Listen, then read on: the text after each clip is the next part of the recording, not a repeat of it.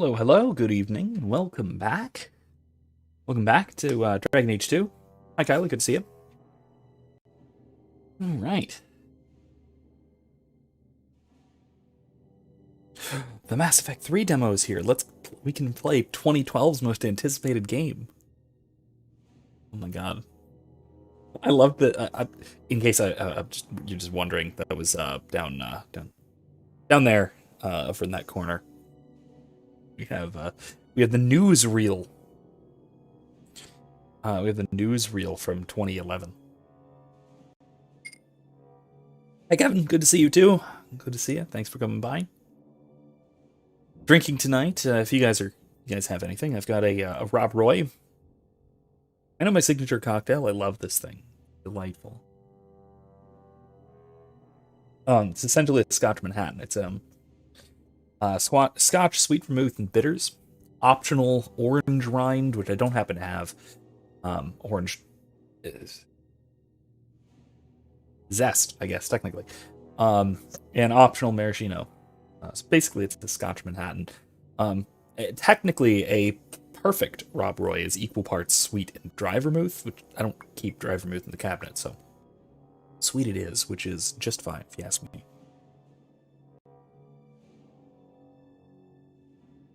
Yeah, Kevin, I know.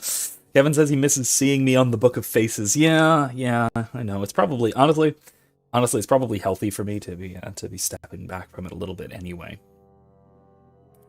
I've mentioned before I'm banned for 30 days for a fairly innocuous joke. It's somewhere in the memes channel on Discord if you want to find it. You can. It's the one about the mummy and not technically about the mummy. It's about Brendan Fraser. And it's the one that I shared in a Facebook group about the mummy, a shitposting group about the mummy, and it was a little bit spicy. I would describe it as around mild, like Taco Bell mild sauce level of spicy. But it got like nearly 1,000 positive reactions and tons of comments over the course of like a little bit less than 24 hours, like maybe 20 hours or so it was up, until a group admin reported it to Facebook. And then the group started getting notices about breaking community standards. So basically, I was, the admin decided to shoot me through himself, and also the group.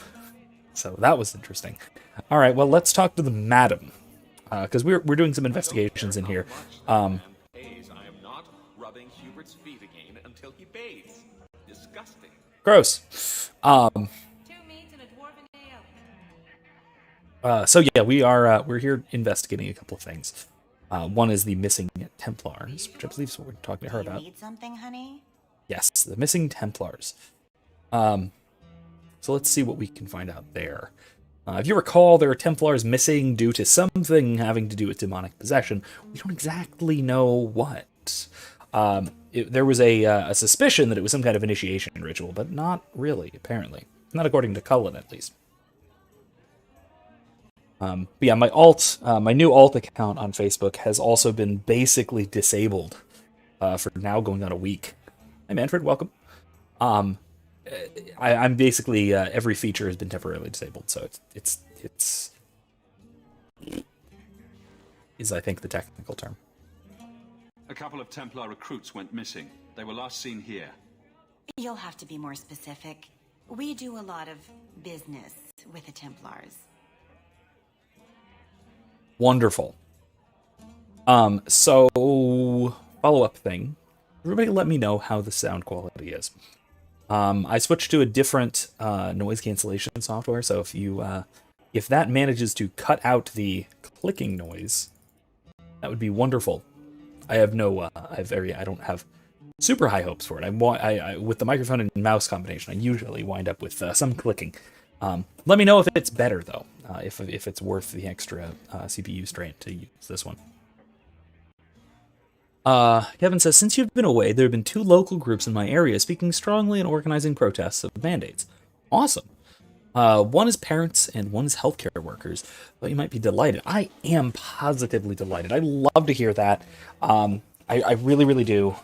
Whether that is specifically whether that's vaccine mandates, mask mandates, any kind of mandates, really, I'm pretty fundamentally opposed to. Basically, any mandate, really. Other than, respect one another and one another's property. That's the only mandate that really ought to be legally enforceable. But beyond that, you have the remote edges of tyranny. As far as protest groups go, always glad to see it. Anything that demonstrates that people are at least aware that their rights are being infringed upon is a good thing, really. Doing well, Manfred. Thank you for asking. Having a good day.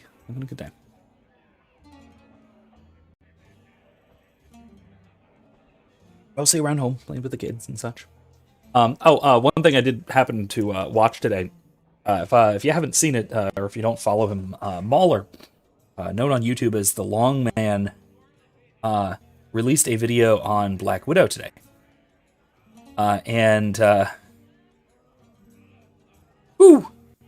He really tears it to pieces over the course of 3.5 hours, which is short by his standards. But it's certainly worth watching, at least worth dedicating about an hour to, or maybe 2 hours. I think you could get it done in a little less than 2 hours if you double speeded it, but 1.5, so 2.5 hours. Definitely worth the time. Kylie says, "Y'all, my boyfriend and I's trip to Georgia is next week. Cool. That's for the convention, yeah."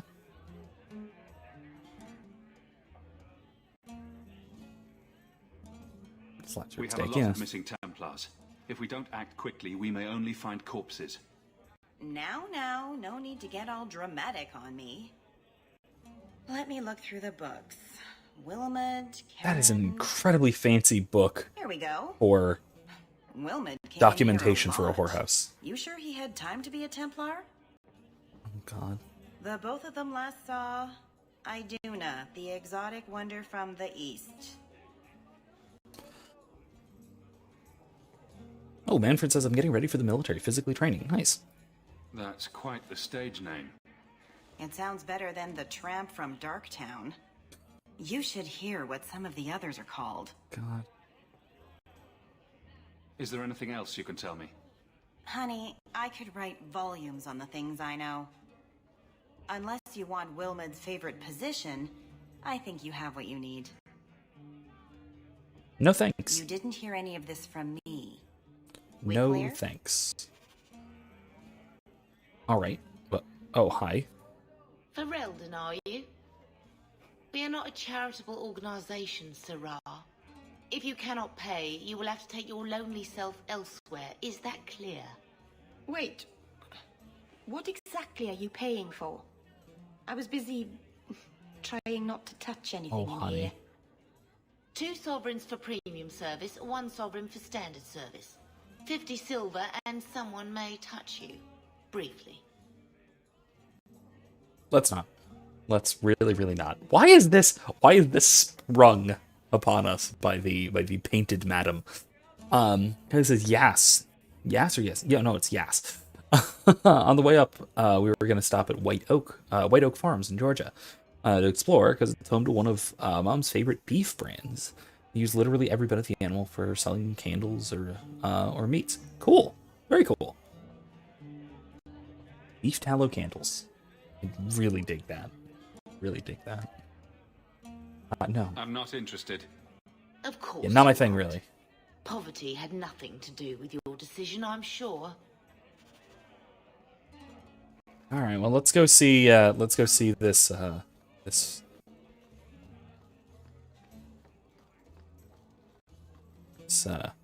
Oh, young man. Is it a young man? It's very hard to tell.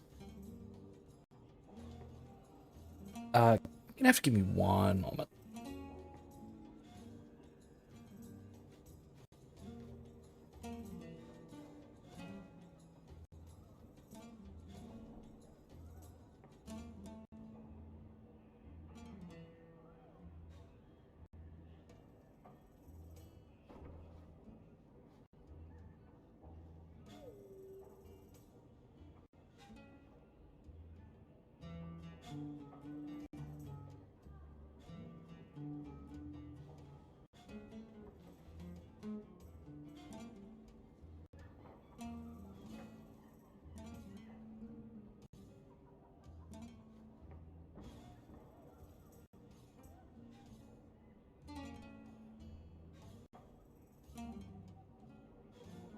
And I'm back.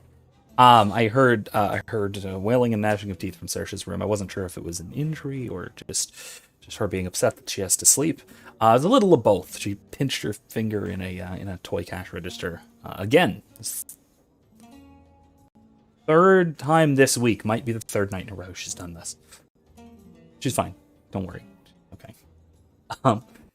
Anyway, they also have cabins on the farm if people want to stay and explore for a weekend. Sounds really, really cool. That sounds really cool. I love that kind of thing.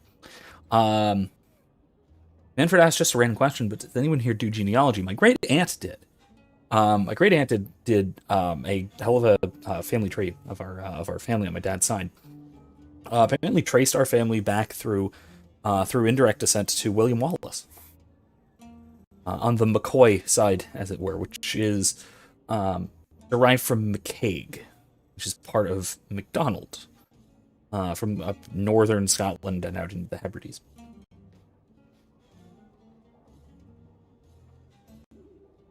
Evan says, "I'm naturally strong, but I used to be in better shape when I did sword sparring and lifted regularly. Stress and work will take its toll." Oh, for sure, sedentation for me as well. I have mentioned this before. I used to be in much, much better shape. I trained in Kung Fu for something like 12 years.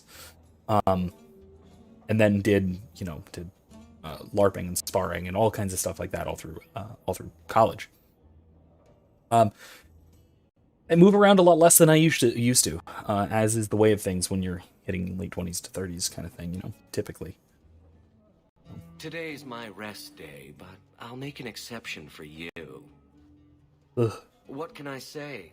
Why work if you're not working hard?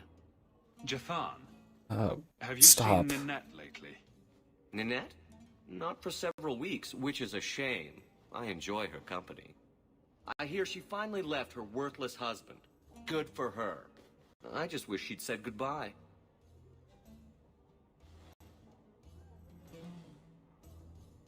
Just to everybody. Everybody. Oh my gosh. Henry says, "I'm really good at rucking, carrying heavy stuff and running." Yeah, not me. Not me. Cardio's always been my weakest point. Spectacular with agility, spectacular with decently good at least with strength exercise, but not cardio was always my weakness. Endurance type stuff. Kelly says, Kevin said, I know I have my paternal side traced back to the mid-1800s. Wait, 1600s, sorry. Some neat stuff found. Cool. Kelly says, I know my dad's side, that I'm part Cherokee. Yeah, I am too, but not by blood. My step-grandfather was 100% pure-blooded tribal Cherokee.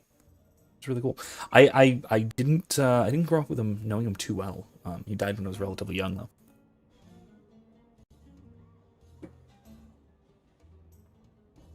But again, not direct relation, not blood relation, but close enough in terms of not for legal reasons, but close enough in terms of heritage and whatnot.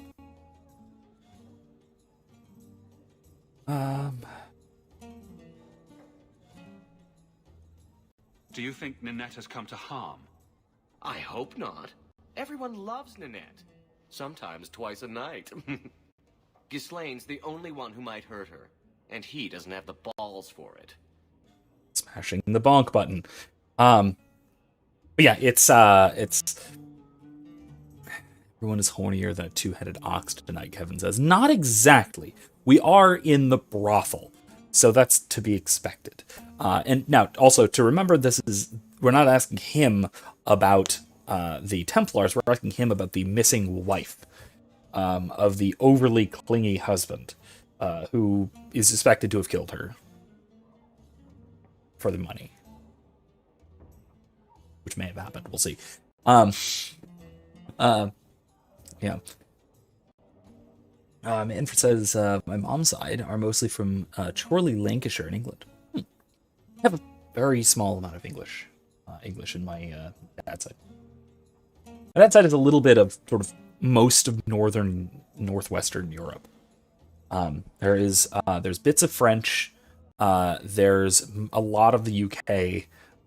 Not actually much Irish. The majority of it is Scotland.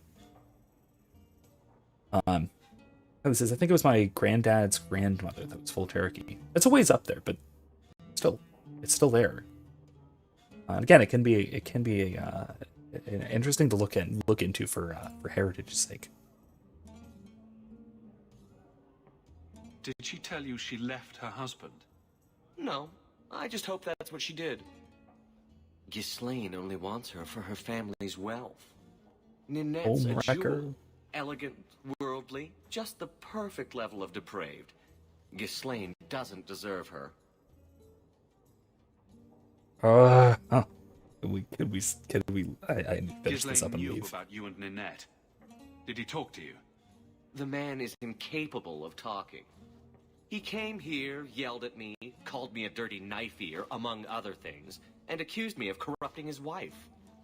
We had him thrown out. Manfred is mostly German and English, pretty common. Yeah. I would guess so from both your name and mostly that. I also that's kind of the most common sort of East Coast American heritage outside of those special little Italian enclaves, and you know which ones I'm talking about. The ones that my other side of my family are all from.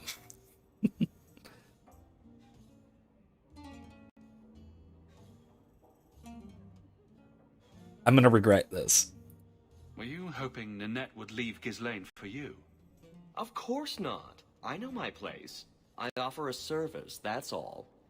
Anyway, there was someone else looking for Ninette. Surprising. A Templar. I believe his name was Emmerich. He wouldn't sleep with me either. I can't see why a Templar would be interested in anyone who isn't a mage. Wait, Kylie, Pennsylvanian, is that a heritage? I thought most like Pennsylvania was English and German, as I was kind of alluding to. Any chance Ninette's an apostate? Well, she certainly cast a spell on me. God, stop. Anyway, if Ninette was a mage, I think Emmerich would have said so. Someone else Ninette spent special alone time with, perhaps? She always liked men in uniform. You could ask him yourself. Emmerich Maybe said he'd I continue will. his investigation in Darktown. You could see if he's still there. And if you find Ninette, tell her to drop by and see me sometime. Stop! Stop with the gestures! No! God!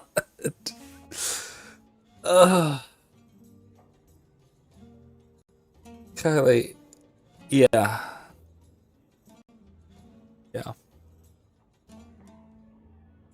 Oh, immediate family from Pennsylvania. Okay, well, in that case, I'm from Connecticut. Half of me is from Connecticut. The other half's from Indiana. Which, I mean, my Indiana family has a hell of a long heritage there. So, you know, at least a couple hundred years. Devin says my dad's side is mostly from Northumbria. Mom's side is widely distributed in Western Britain and Ireland. A bit of French and Norse mixed in, but mainly English and Irish. Yeah, this is, it's that good old American melting pot, right? That kind of applies to most of us here. Back again? Sure you're not interested in my many, many services? I'm quite sure. I was just passing through. Have it your way. That's a freaking quest. Why is that a quest? Close the door. Leave my... Oh. Well, maybe I shouldn't leave my friends in there. Who knows what might happen. Certainly not dear little Meryl.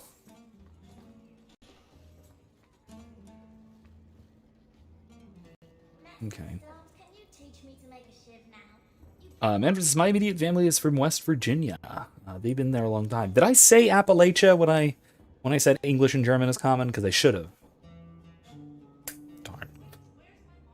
Oh, funny story about Appalachia and a thing that we're not technically supposed to talk about on YouTube still. But I think it's okay if it's a 50-something-year-old story. my Appalachian West Virginia high school teacher, my high school history teacher, who helped to rig the John F. Kennedy election, was from West Virginia. When he was a kid, he went up and down the hollers with his dad election day in their old truck with jugs and jugs full of moonshine, and called out all the cousins and such from up and down all the hollers. Basically emptied out the whole valley, brought them into the polling place, had them each sign up 10 or 20 times, vote for Kennedy 10 or 20 times, then had an illegal booze-fueled hootenanny. Also, in completely unrelated trivia, before the current president, the previous president, the last president who won the Electoral College, but also lost both Ohio and Florida, was John F. Kennedy. No one has since. Draw your own implications. Iduna, right? Do you remember entertaining a Templar named Wilmot a few weeks ago? Or Karen? Wilmot. That doesn't sound familiar. Do your clients like this charade? It must get dreadfully tiresome. Whatever do you mean?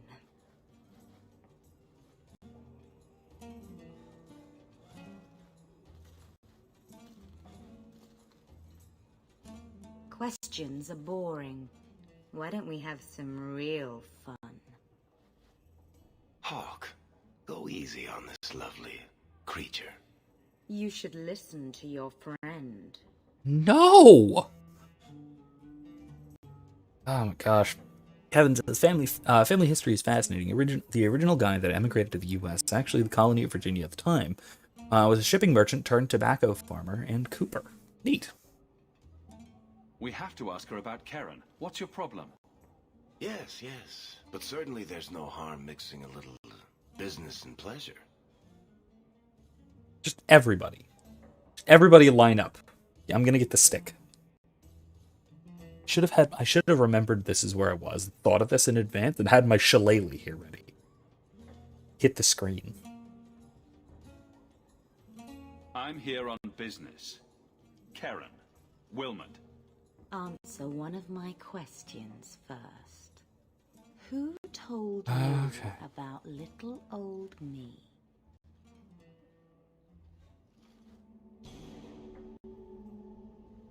It was Vivica. She showed me her books. That wasn't so hard, was it? So, Vivica sold me out, did she? That drab, pathetic little sewer rat. She will be dealt with. Just do one more thing for me. Draw your blade and bring it gently across your throat. I will not be toyed with. How did you... Oh, shit. Spare me, Monsieur. Pays to be a mage.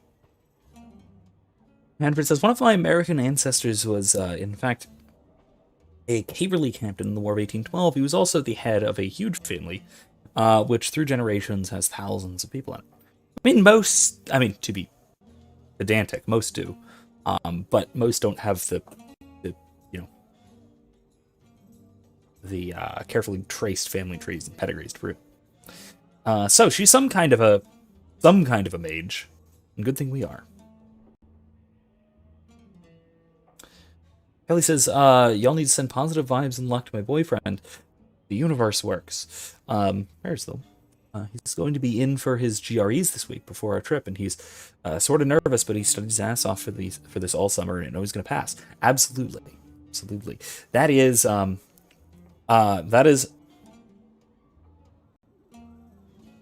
from what I remember. It's a hell of an exam. It's basically the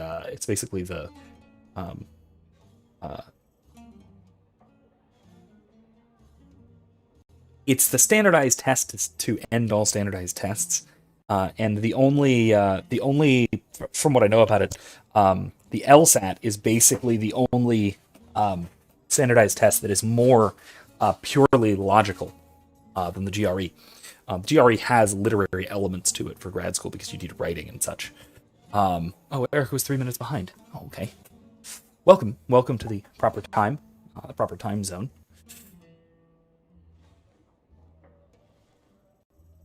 Definitely best wishes for his success. May Christ give him strength and focus. Amen, Kevin. Amen. But yeah, no, it's yeah, the GRE is a heck of a test, from what I remember. It was some time ago, like 8 years ago now that I took it. But I do remember fairly clearly having done so and it being a beastly thing. But certainly doable. Certainly not beyond the realm of what you can reasonably get done, reasonably accomplish. It's also one of those things that you're not necessarily even expected to finish. That's kind of the point, to see how much of it you can reasonably do. It's like an IQ test in that regard. Also, yes, Kevin. As of Monday, Erica changed her screen name on YouTube. So yeah. What foul magic was that? Blood and desire in equal measure. An art I learned from elsewhere. Oh, a demon, I'm guessing. Blood magic, then. Yes, Mister. Please don't kill me. You're going to answer all my questions. Not gonna kill her yet. There's even a hint of magic. Tirani put me here to send biddable Templar recruits to the Sanctuary. Three Spear Alley in the Undercity. I enchanted Wilmot and Keren weeks ago. But after they left these walls, I know not what came of them. Please, let me live. It's not my fault. It was all Tirani's idea. It's definitely your fault. Tell me about Tirani. She put me up to this. She said we can recreate the ancient Imperium. That mages can rule again, not serve. She says the Templars cannot hold against us if we stand up and fight.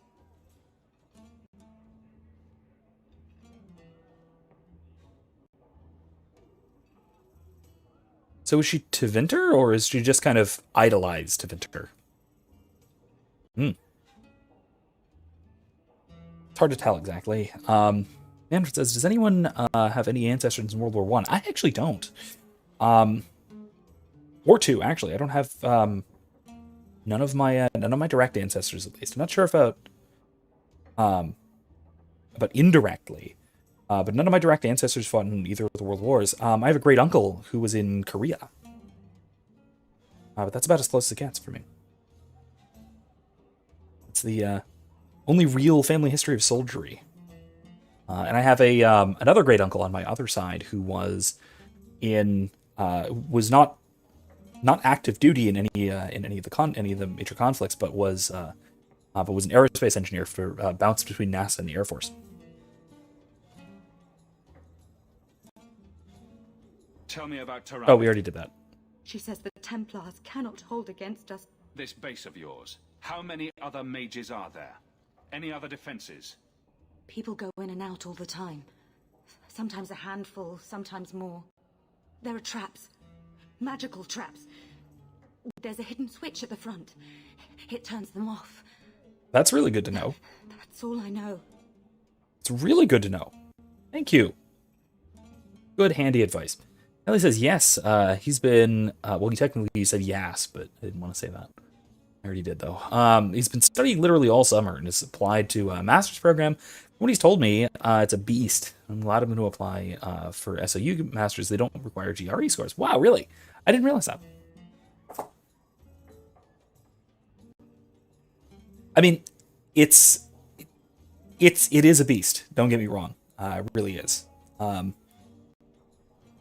I'll also say, as far as the experience of taking it goes, the big part of it is, the testing conditions and stuff of it, where it's very, you go to You go to a testing facility of some kind, and you take it under very controlled conditions and on a very controlled like computer and everything nowadays. And it can be extremely stressful. There's tons of practice material for it though too. And honestly, I would say if you, especially the free stuff, if you get a hold of the GRA practice stuff, the practice materials, especially the online practice tests, they can be a great thing to just sort of do anyway. They're basically logic tests. They basically just test straightforward logical thinking, deductive reasoning and such. Inductive, really, technically, but typically. But yeah, it's a great thing to do. Yeah, it is. So all right, turn her in. The Templars are coming for you. No more of your tricks. Next stop, the Sanctuary. And some answers. Yeah, let's probably do that first. Let's kind of do that right away, because that seems to be a fairly urgent matter.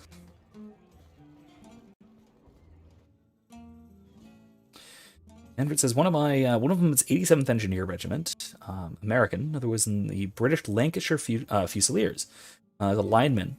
He became an engineer at the end of the war, but was relieved because of trench foot. Closed. Come back in the morning. Awful. That would be in Darktown, I think. Yeah.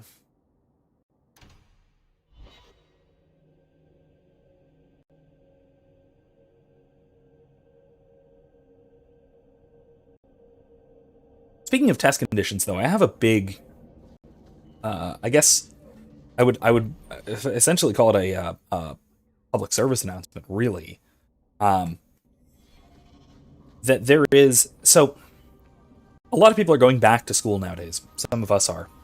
A lot of the audience is. Darktown. And so I want to bring this up because it's time to sign up for classes. It's time to start getting back into classes and all that. Be a difficult fight. Oh yeah, I should probably call my dog.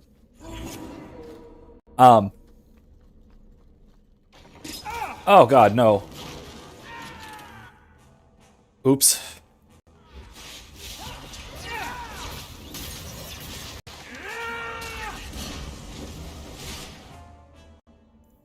Made a mistake here.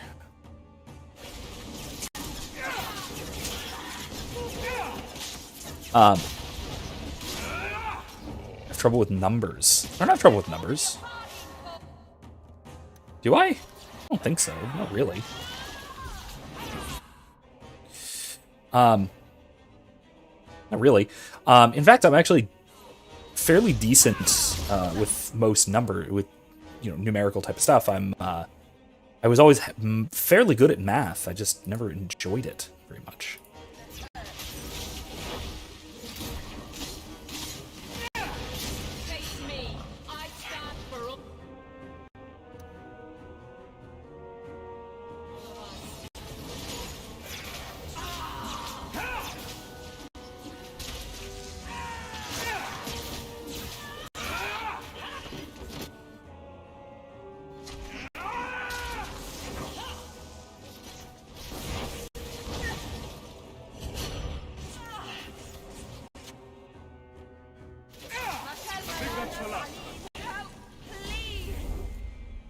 That was awful. There's a switch up here somewhere. I know there is. I forget where, though. There's a switch right near the entrance. Where?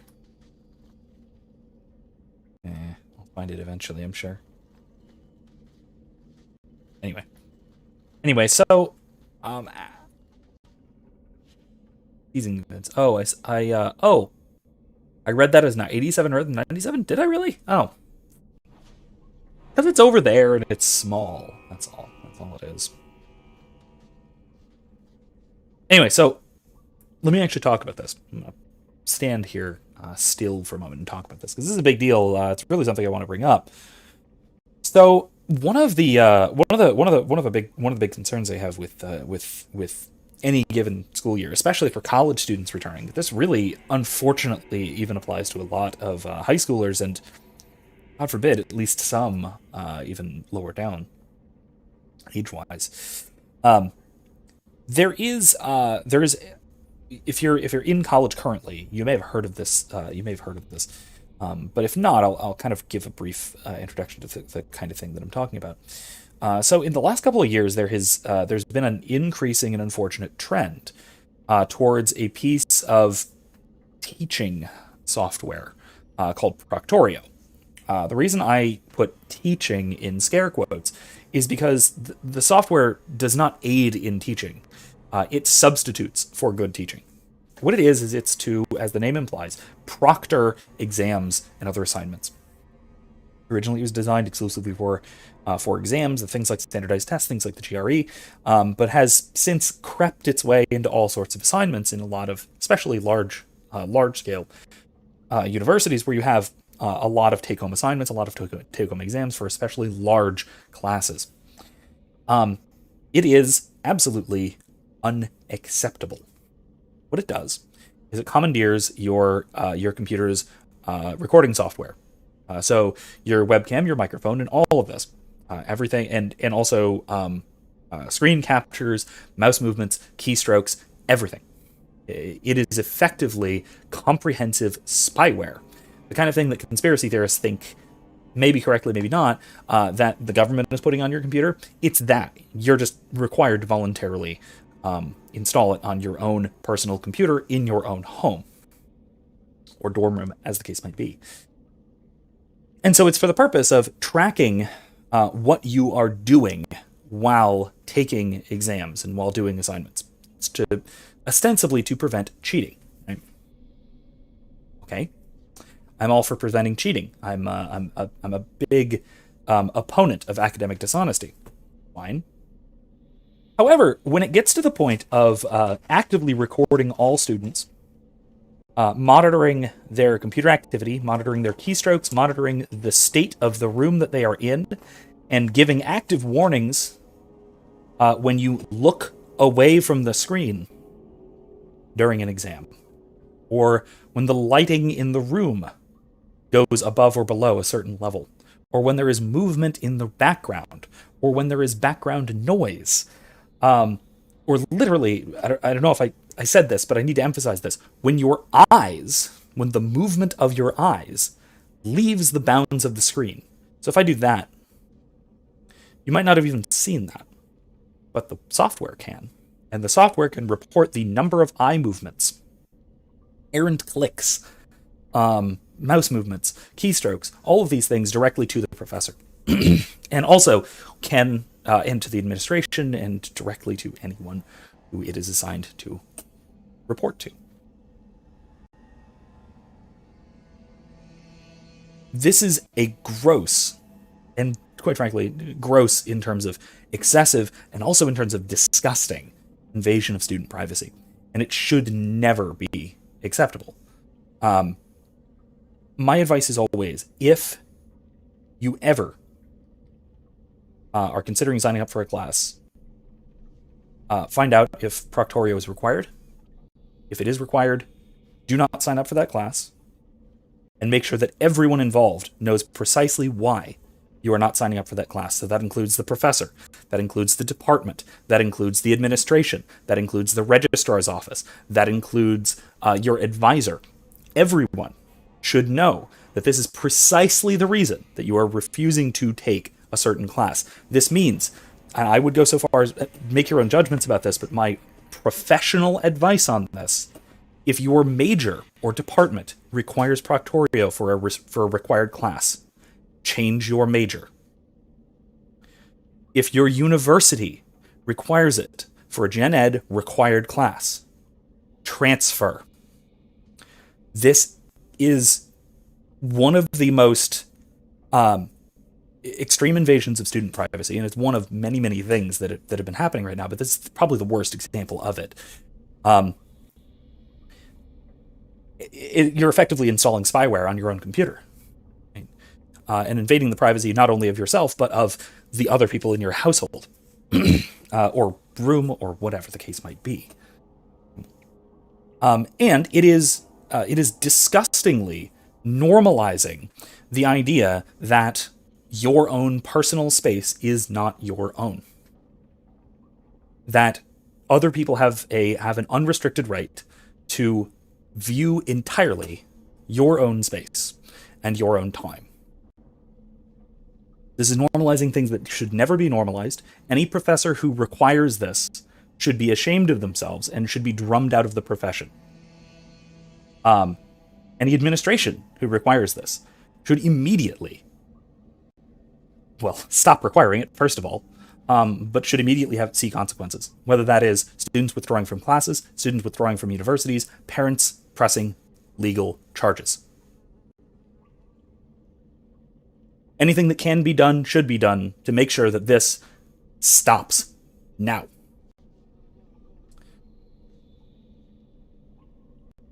I have always said that as an instructor, if you cannot craft an assignment that cannot be cheated, in other words, if you cannot competently assess whether a student has learned the material that you are teaching without having to resort to something like this, then you are too incompetent as an instructor. Or, in some cases, your hands are being tied by administrators, making it impossible for you to teach. And in cases where a department or a faculty advisory board or some kind of a university higher ups are requiring something like proctorio, then, well, guess what? Your hands as an instructor are being tied. Maybe that's the case. But again, everyone should be aware of this. This is absolutely heinous. It is absolutely disgusting.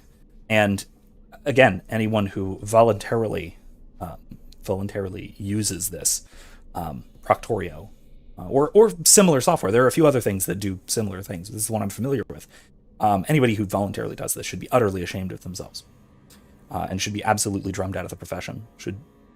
They have no business teaching and molding young minds, or old minds for that matter. There are plenty of I at least, particularly at St. Leo University, which to my knowledge, I don't know of any departments or anything that require proctorio at St. Leo, thankfully.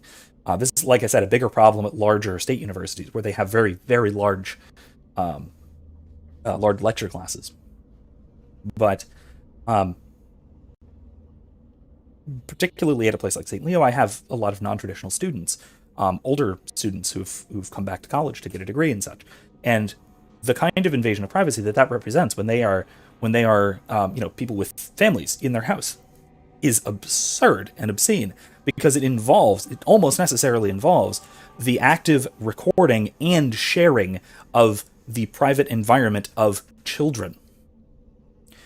And this is also the case for even a lot of students, a lot of relatively traditional students, with younger siblings, younger cousins, younger relatives, and things like that. None of this is is even remotely acceptable. You should not accept this, and anything that you can do to stop this should be done. So if you are signed up for a class or are signing up for a class and this is an option, don't take it. If for some reason you get stuck with it, or you know people who are stuck with it, my best advice is to make your voice heard about this. And the best way of doing that is student evaluations. So those evaluations that you may or may not do at the end of the semester, those matter. Those matter a lot. Those are responsible for all kinds of university decisions, whether that is teaching practices like this, whether that is promotion, tenure, pay, faculty assignments, class assignments, teaching number of classes and things like that, grants. All of this is in large part decided by student evaluations. Those matter a lot. If you find that a professor is voluntarily requiring proctorio. In other words, if it is their choice, their decision, and they are requiring proctorio,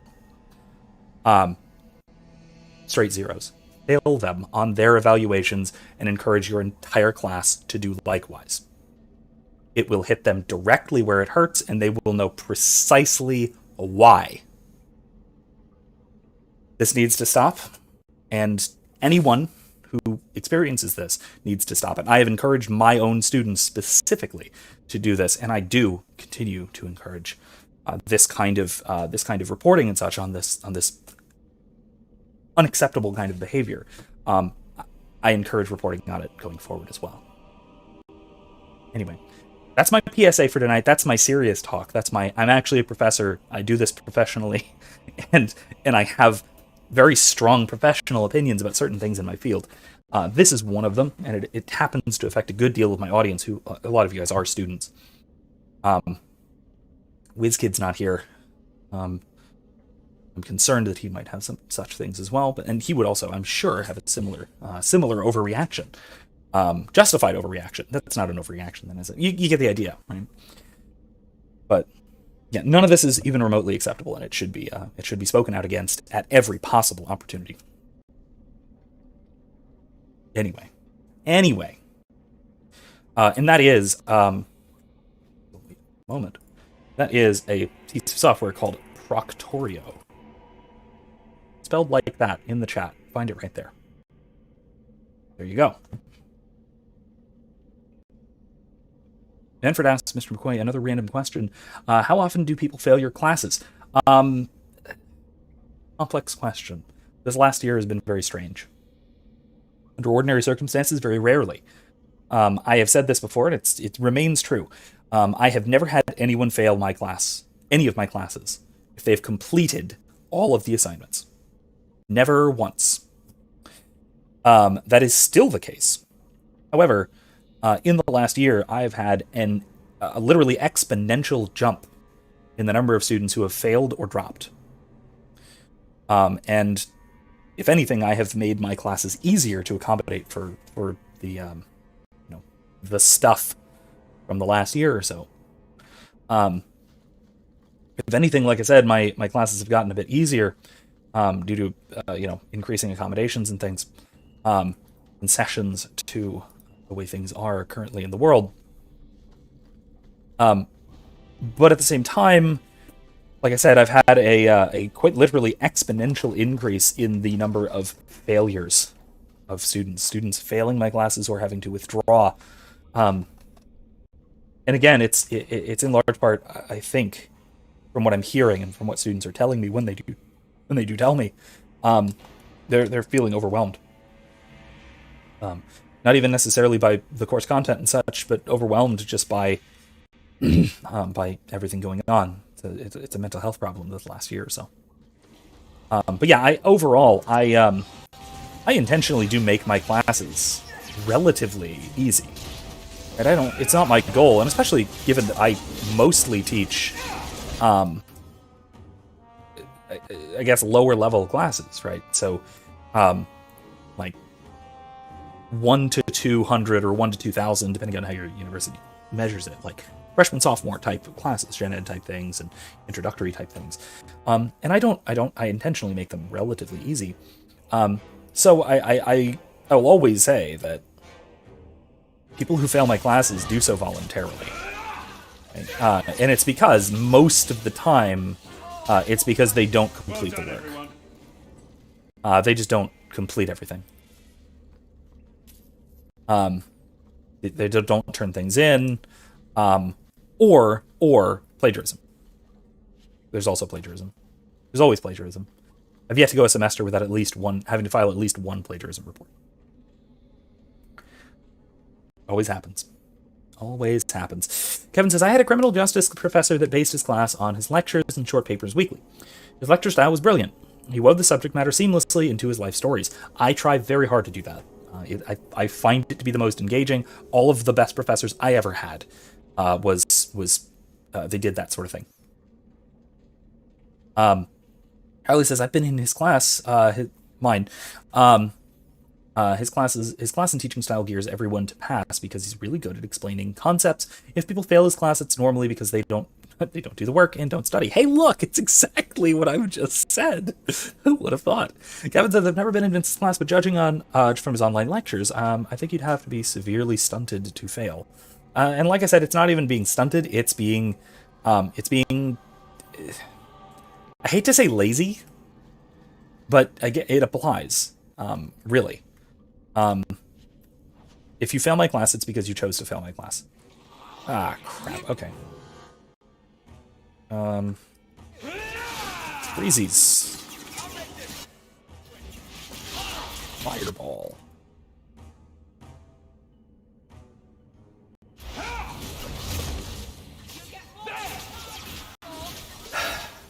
Yeah, Kylie says it's, yeah, like literally explains everything people want to ask and everything on tests.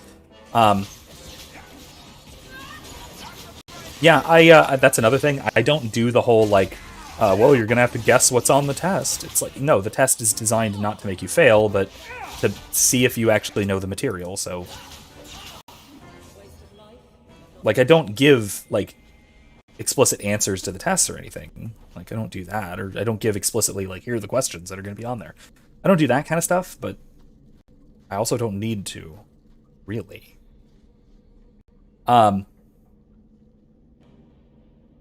Oh yeah, also, if I ever have them. I don't like exams as much as I like. I prefer papers to exams anyway. But everything's explicitly discussed. Like, everything's in class. It's all there. All of it is also pre-recorded, so either pre-recorded or I record the class and post it publicly or at least maybe not always publicly, but directly to my students. There's no chance that if you pay any attention, that you'll miss anything. There you go. Manfred says, I'm being 100% honest. I've never been interested in going to college. I kind of want to continue my family's military legacy. I've always been interested in the military. There's always GI Bill. Watch where you step. I consistently have, especially St. Leo, they're very good about this. They work with military students really closely. And they also have a fantastic online degree program, so check it out. Not to turn this into, advertising for the university I teach at, but they do a great job helping military students through that whole process, to the point where I consistently have either current military or veterans in a lot of my classes, a lot of whom it's being paid for by the government. So by all means, make sure that's what you want to do and all that. But if it is, that winds up being an opportunity. So, well, that doesn't look good. That guy doesn't look good at all. Oh yeah, it looks bad. It looks real bad. Kevin says, Manfred, I have a friend that took that route as well. He's brilliant, but didn't like the college path. He joined the Marines and became a linguist. He definitely succeed. It's very true as well. For our experiments. Where is Karen? Perhaps the demons will find one of you suitable. No, thank Careful, you. Hawke. She may be an abomination. I am not some hopeless waif that ran crying to a demon. I sought them out and embraced them. Well, that's awful. Kylie says, I really like the recording of classes because they were good study tools. Helped a lot. I'm glad to hear that. That's the goal. That's honestly where this YouTube channel's not technically true. That's not technically true. I was about to say that's where this YouTube channel started, was basically just me uploading stuff for use in classes and for, if I had to miss a day or if students had to go back and rewatch something or re-listen to something for studying and that kind of thing. That's more or less my current intention for this YouTube channel. This is just something I do for fun and to help entertain you guys and to answer questions. Honestly, not technically, but for all intents and purposes, this is also office hours. If one of my students wanted to come in and ask questions about class, that's happened before. So, sure, by all means. But I would, so the reason I don't quite say that's why this YouTube channel started is because this YouTube channel started when I was an undergraduate and I uploaded a documentary video about the full-size historical model torsion catapult that I made for a senior project and wound up using in Humans vs. Zombies. If you sort my videos by oldest, you'll find it. It's also where I discuss the translation of the Latin virtus. Why have you taken the recruits? Demons can inhabit much more than mages and corpses. With assistance, they can control anyone I ask. Well, that's not Any good. Templar, any noble, any well-meaning meddler. Well, that's not good. Not good at all. Oh, before I do, Nedford, this might be... you're probably not aware of this. Hold on, I actually have to take off my headphones for this. Just a second.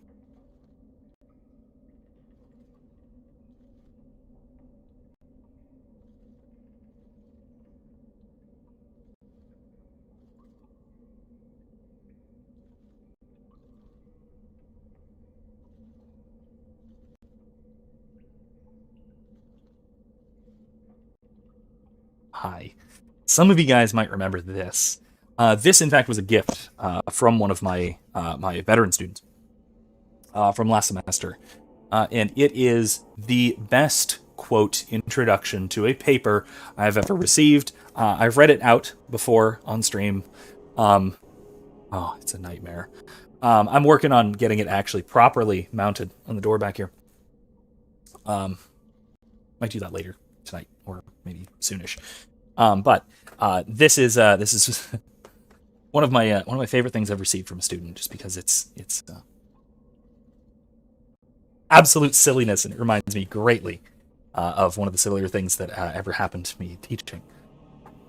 I received that mess of an introduction to a paper.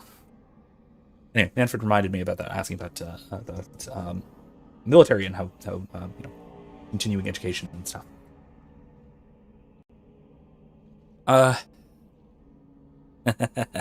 Kevin says, consider this my sneaky way of getting a philosophy degree without paying. By all means, dude, absolutely. Don't consider me all you need. But I will also freely say that, look, with what is available for free online, a lot of university higher education is largely superfluous and unnecessary these days, especially at the cost.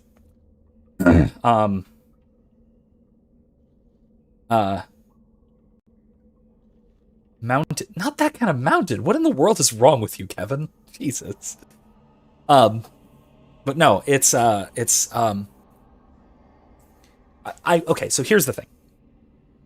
Yes, I try very hard not to interrupt the free flow of information to anybody who wants it.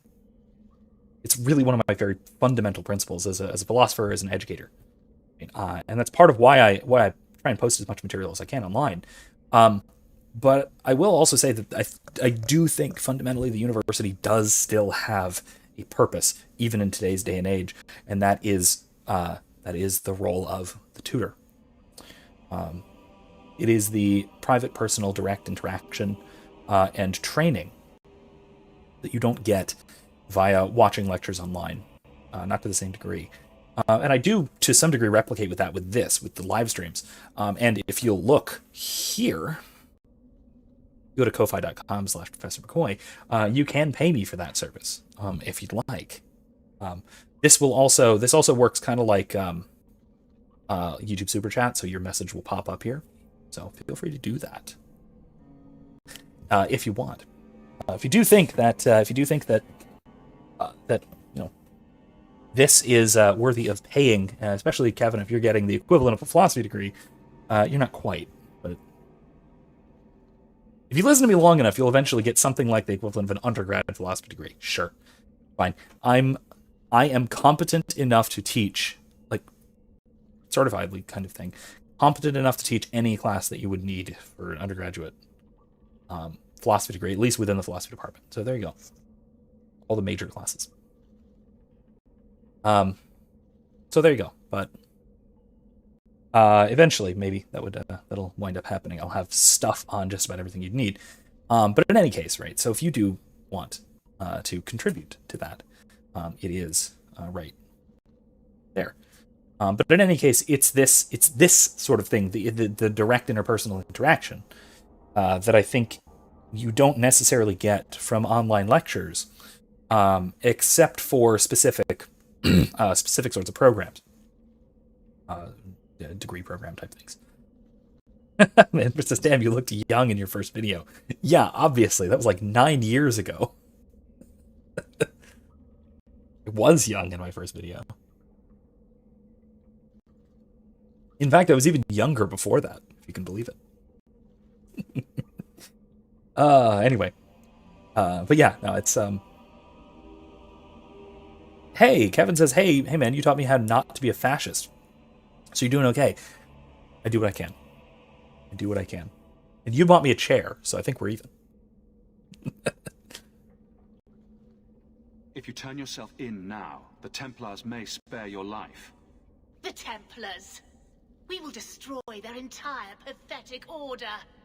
If a few more Templars fall to the demons, we concede chaos in their ranks. How many abominations can they discover amongst their own before it drives the Knight Commander crazy? I mean, I can't disagree with that. Tell me where Karen is. The experiments need so much fuel, you see. So many living vessels are found wanting. Useless vessels can still feed the compost heap, so it's not a complete waste. That's not good. Yeah. Experimentation on, and then just grinding up people for fuel. That's not good at all. No. The demons are using you. Fight them. In days of old, the Tevinter Imperium spanned the known world. Demons were their allies. Want to be Tevinters again. Check by power and knowledge. With a wave of a hand, I could do more than a Templar can achieve in a lifetime. Yet they command us. Absurd. We should be ruling them. We should rule you all. Kill the vessels only if you must. No. Splat. Oh my god.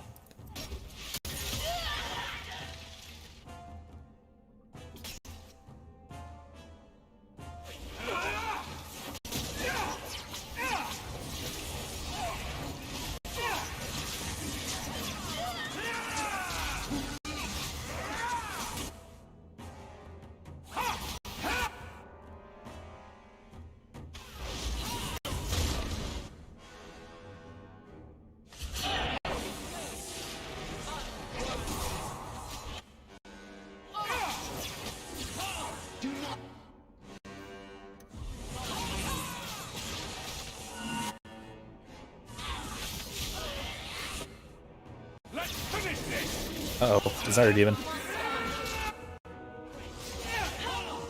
Got her.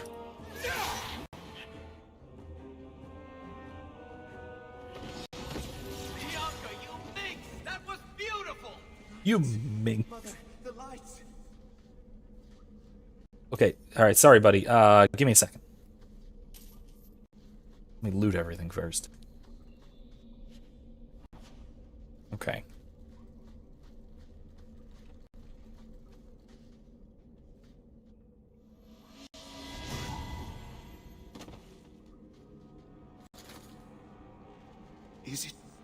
Is it over? Karen. Yes, that's my name. Oh, thank the Maker. I thought he had abandoned me. But is it only Karen? It could be Karen +1. A very nasty +1 at that. The cage has opened. Thank Andraste. Manfred says, remember when someone asked Joe Biden a question and he responded, eat some chocolate chip ice cream? I totally don't remember that, but it sounds plausible. Sounds perfectly plausible. Meryl, you know something about this. Is he possessed? I don't know.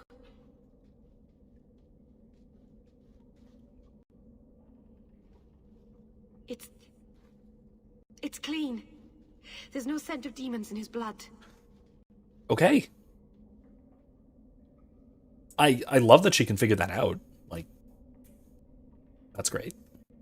Go ahead and leave, Karen. You've been through enough.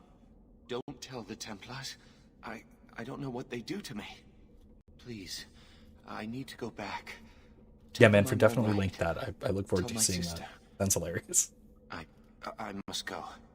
Cullen needs to hear about this mess. I mean, vaguely at least. Kevin says just Joe doesn't remember either. Yeah. Probably not. No, keep what we got. No. Headwear. No. No. Think tempting, but no. Ooh, that's actually decent. I'm gonna keep it, but keep this one too. But I'm gonna keep the what I have currently for now, just for the moment.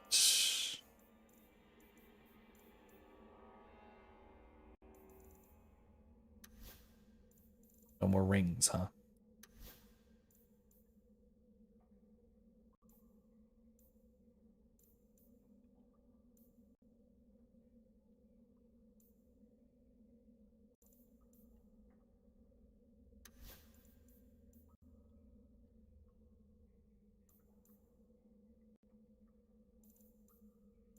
Well, okay. Not in there. Alright. Let's get out of here. Kevin says if that was his real advice, it's not actually terrible. I mean, I'm sure he's said much worse things. He's probably said more coherent things from time to time too, but he said worse. Now, it's been a while since he said anything more coherent. Oh, hey, now you can open that. Awesome. All right, see you later, Manfred. Thanks for stopping by. See you next time. Or see you later, either way. Yeah, okay, so another thing I will also say, I mentioned this Monday, but I'll add to it a little bit. Having now listened to his withdrawal speech in its entirety and all that from withdrawal from Afghanistan and all that.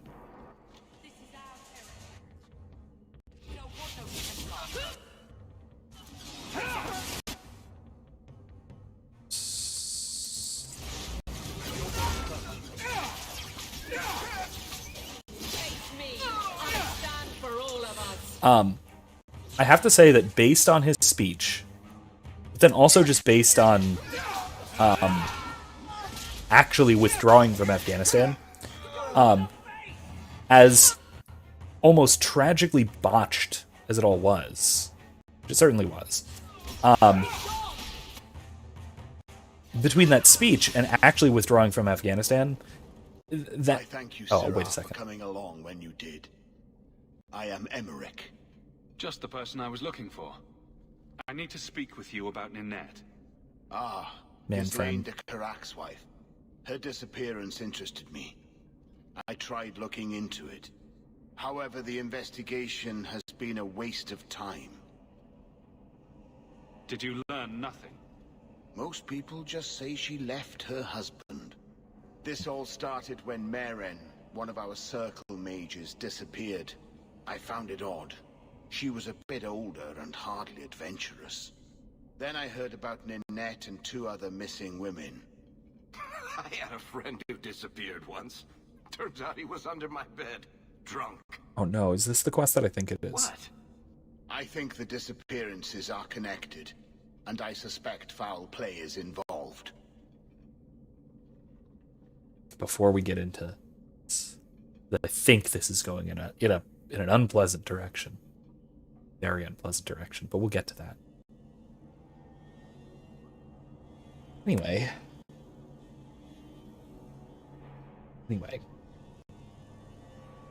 what I was saying, I think that Biden's withdrawal from Afghanistan and the speech that went with it, his reasoning behind it, and all of that, may well have been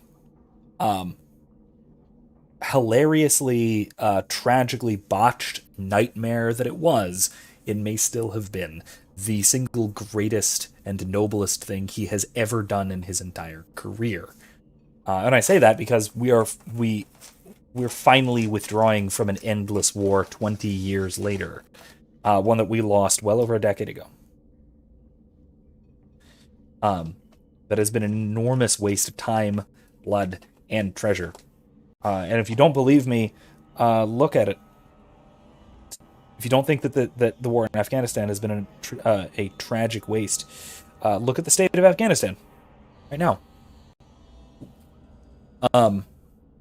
It's terrible over there, as it always has been, going back 3,000 or 4,000 years, and as it probably always will be. It's the graveyard of empires is for a very good reason. It's where gigantic, powerful empires go to become dead and irrelevant.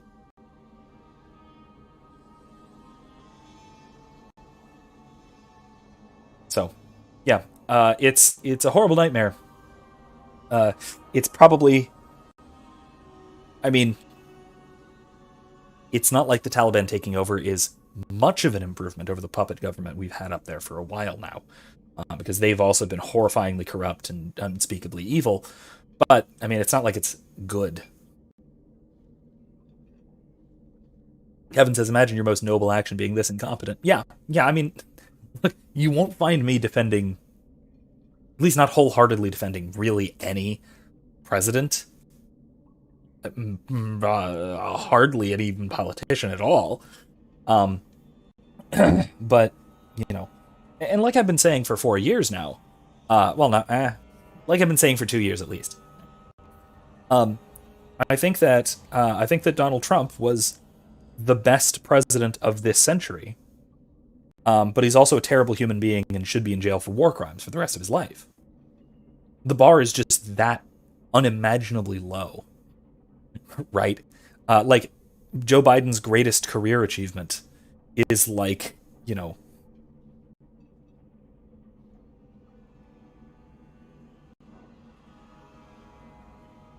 I can't think of an analogy that would not be insulting to whoever I would compare him to.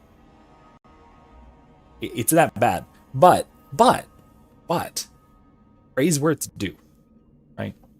Praise where it's due. At least it's over. It's hopefully behind us. And we won't make that mistake again, at least this week. We'll see when. The next time it happens that a massive empire goes and commits Sudoku in Afghanistan. But at least it won't be us, and it won't be right now. Mages routinely flee the circle. Perhaps Maren just wanted freedom. She had always been loyal.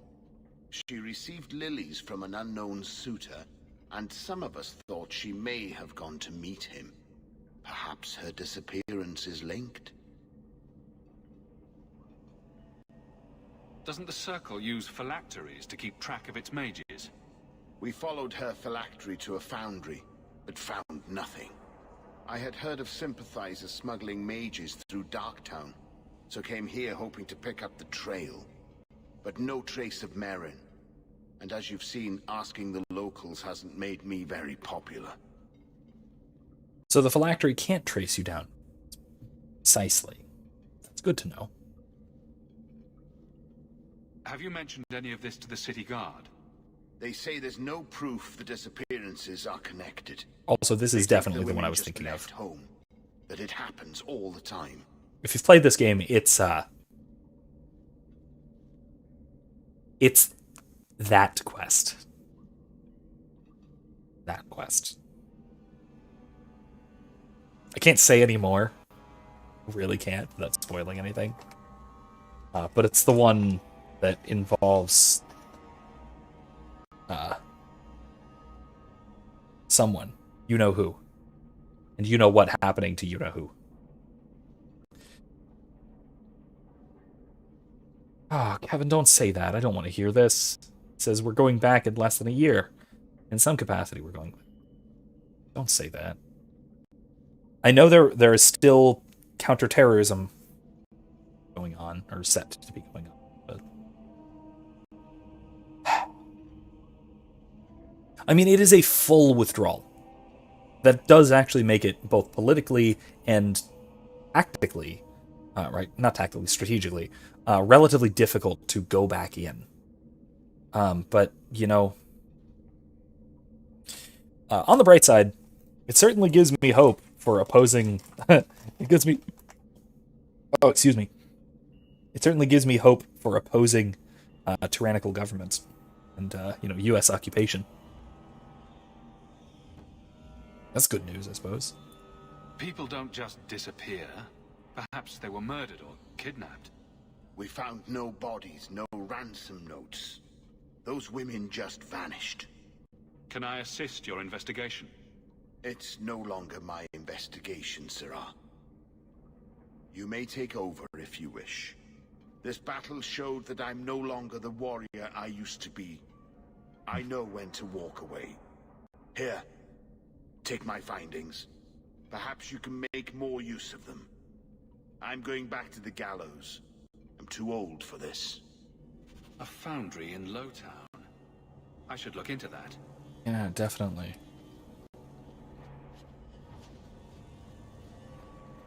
Definitely, given the importance of this quest, ultimately.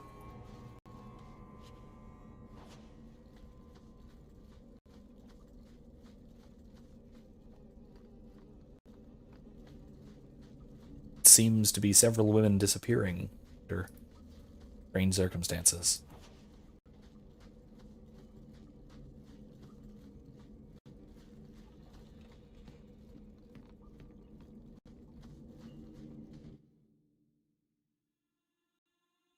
Alright, well, let's see.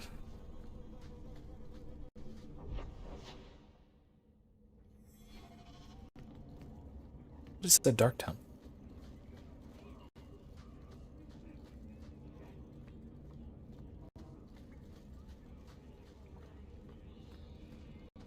Anyway, as promised, we are probably, we might actually finish, I guess it's Lowtown. We may actually finish all of the Act 1 side content tonight. We'll see.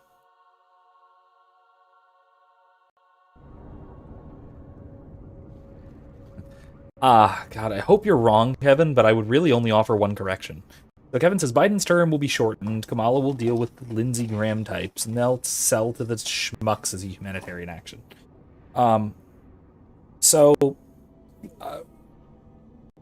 First of all, unfortunately, you're probably right.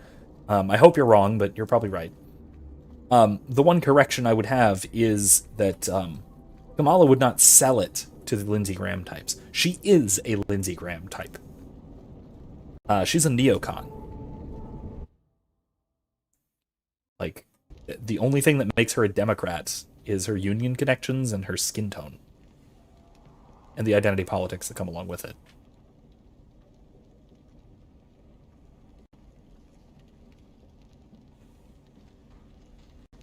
You. Ah, great. Okay, fine.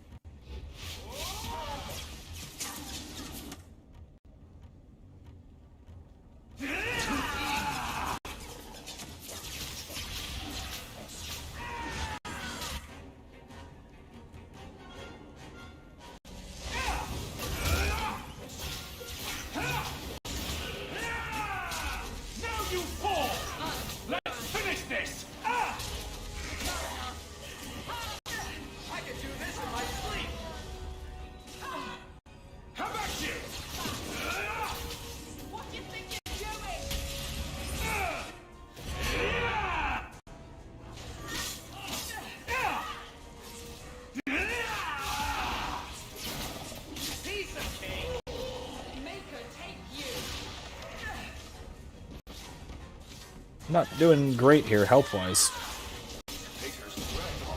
You do get results, don't you? I've got a nasty feeling about this place.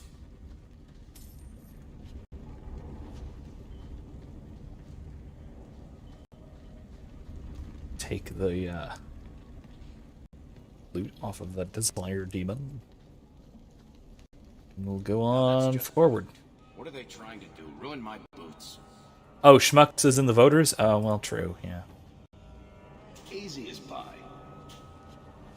My point, though, is she won't have to make a deal with the Lindsay Ram types. She'll just, like, you know,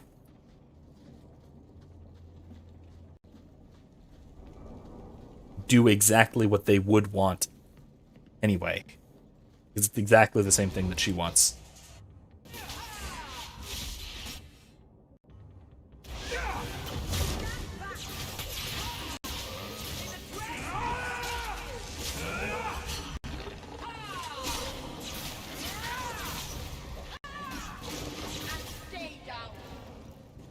Okay.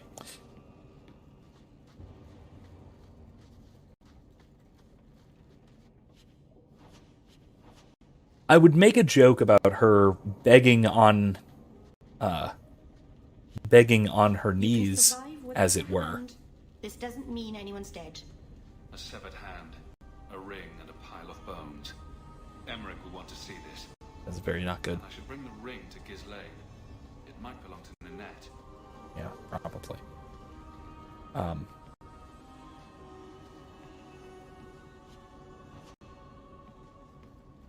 But yeah, it's. I would make a joke about her begging on her knees, dropping her to her knees to beg, so to speak. But really, like I said, there would be no begging involved. It's just they're already in bed together.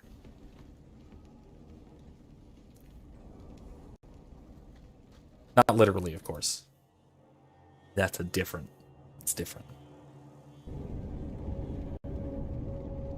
Took me long enough to get through that joke, but there we go.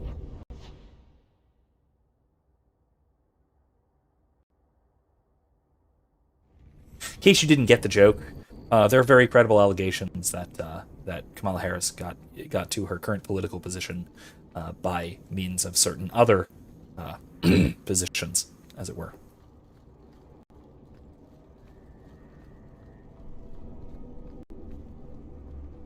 What? Oh, okay. Do. Daytime. Let's talk to Emmerich. This morning.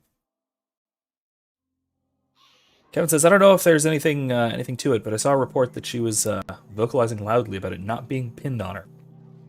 I mean, that does make plenty of sense. Mages have infiltrated your ranks. They've been implanting your recruits with demons. Sweet blood of Andraste. Demons? Did you say something about the recruits and demons? I didn't want to tell you, Masha. They were horrible. Those mages see the rest of us as ants to be crushed. They won't stop until they've destroyed the Chantry and the Templars forever. Isn't very good at all. Kylie says, I'm just twiddling my thumbs over here, not knowing nothing about lip politics. I mean,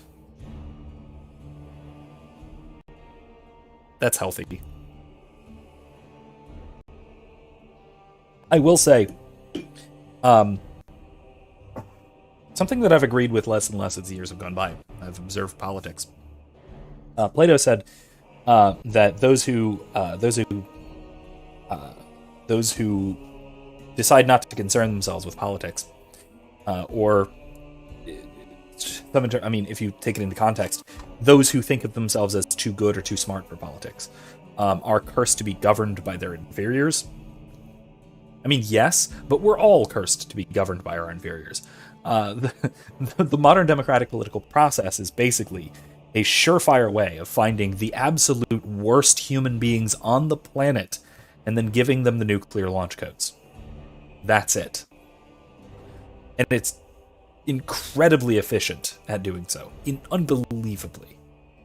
I'm not going to out myself as a mage. No, I'm going to blame the Templars, because that's obviously. Mages have been systematically abused by the Templars for 1,000 years. How can you say that after what you've seen? Mages cannot be treated like people. They are not like you and me. Surely that's a little harsh. They are weapons. They have the power to light a city on fire in a fit of pique. Mages are humans and elves, just like the rest of us. Many might go their whole lives thinking that. But if even 1 in 10 falls to the lure of blood magic, They could destroy this world. For now, Karen, unless it is proven you are free of demons, I must strip you of your commission immediately. No, you can't really think that.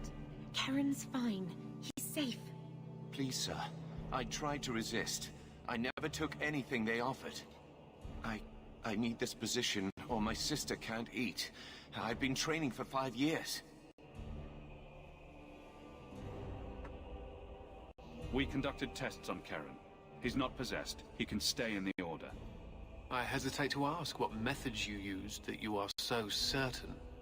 Still, you have done much for us by stopping these My elf friend smelled the blood. I will heed your request.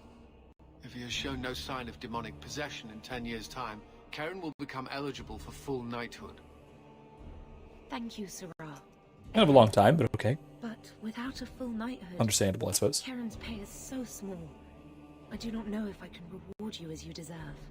I will handle that, miss. Oh, nice. You have done the Order a great service. We will not forget it. And says, sorry, Carly, as much as I hate politicians, I am a political junkie. Yeah, me too, kinda.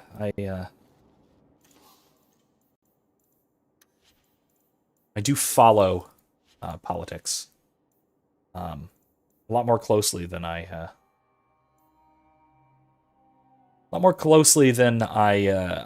maybe ought to for my own mental health's sake. Whose was that? Yeah, whatever.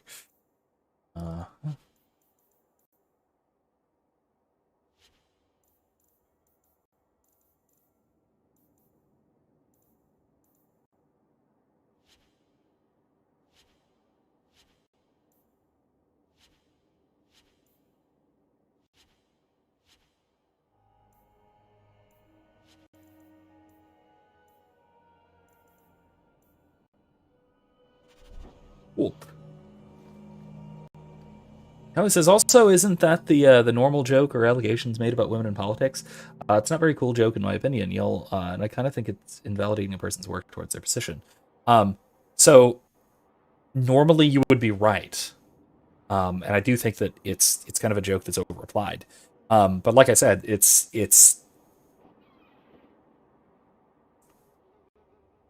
I may have sold it short by saying credible allegations. It's been admitted. She has basically admitted that she, who his name was, what his name was. It was a political higher up of hers in California that she explicitly traded sexual favors for advancement at the time. Now she's done a lot since then. So this was I think in the process of getting her position as district attorney. It was decently early in her career, but it certainly did occur. It almost certainly did occur, and it was, if it did occur, it was certainly very untoward in her case. You're ordinarily, though, I think you are right, and I think Kevin agrees. Yeah, it is ordinarily, though, you're right. That does happen in a lot of cases that are wildly unwarranted. That said, I also will say, like, to head off one potential criticism of this line of reasoning, which is open to criticism. Again, like I said, don't get me wrong. This is deeply invalidating of people's real work in a lot of cases. In a lot of cases, especially when it's obviously false, which in a lot of cases it tends to be. I'll also say that politician is roughly on par with whore on list of professions I don't want my children to look up to. Right? It's roughly the same thing anyway. Like I don't want my kids to look to politicians and say, that's somebody I can look up to, and that's somebody I want to grow up to be like. Right? That's kind of the opposite of what I would be after. I think politicians are the scum of the earth, but in their role as politicians, there's no need to bring in anything sexist or sexualizing about it. I'd say the same thing even more so about Joe Biden. He's done practically nothing with his whole career. He's nothing productive for anybody. I would have a hard time saying that about Donald Trump, because he actually produced things for people before he was a politician. But I would certainly say the same thing about, say, George W. Bush. Not somebody I would look up to or encourage my kids to look up to. He's a decent painter. Decent, not great. He's a decent painter. Nowadays retired. But yeah, so Kelly said, I said I don't know everything about her, but still making those jokes in general, even if they are to make a point, is meh to me. I get where you're coming from. I do get where you're coming from that. And it's low hanging fruit, to be fair. So I try to limit that kind of insult comedy to where it is pretty verifiably true. Like Epstein didn't kill himself, that kind of thing. Like I don't make those jokes about Hillary Clinton. Instead, I refer to her as a murderer. So it's a little closer to reality. Yeah, I think her husband is the serial philanderer of the family. She's not so much, as far as I know. No real reason to think so. That's a mood lull, but yeah, I normally think of innocent until proven guilty with this stuff also. But I also want to be informed about things as well. Yeah, I mean, it did happen. It was a while ago. I think it was in the 90s, which seems to be when a lot of sexual impropriety happened around politics. Speaking of the Clintons. Anyway, but yeah, it was a long time ago. It was early in her career, but it's still something noteworthy. I think it really, more than anything, I think it speaks to the kind of things that people are willing to do in exchange for power, right? And those, whether that's sexual favors or whatever else, people are, especially people who seek political power, are willing to do a lot of very heinous things for the sake of political power, right? People will do everything they possibly can to obtain political power and then do very little with it. Certainly very little productive. And I mean, hey, you can make similar jokes and similar references and things and similar criticisms. I mean, put aside jokes, right? The go-to joke for Kamala Harris is, she sure has the black vote locked up. And it's funny because she was a very, very harsh prosecutor in California, whose policies and implementation of those policies was deeply slanted against the African American community in California. So there's that, which is, dark comedy at best. But also things like she got political support by extending prisoner sentences beyond their parole for the sake of fighting forest fires in California. That was nice. That's one of those things that, oh man, if you remember Tulsi Gabbard during the primaries,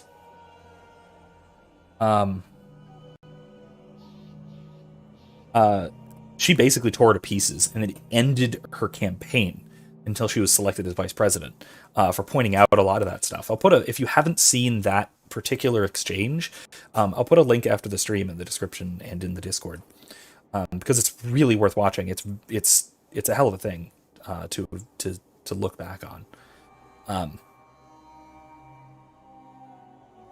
yeah. I mean, being a politician is kind of enough of a reason to think that someone is not a terribly good human being. So you don't need to add on rumor. So fair point on that. Kevin says, you're a better person than me, Kylie. I'm terribly, almost hopelessly cynical about politicians. Oh, me too. Unfortunately, we're usually right about politicians, Kevin. People like Kevin and I. It's unfair when we're wrong. And sometimes it's even unfair when we turn out to be right by no fault of our own. But unfortunately, we often turn out to be right about these sorts of things. You might want to see this. This was left in the foundry you mentioned in your notes. I was also attacked by shades.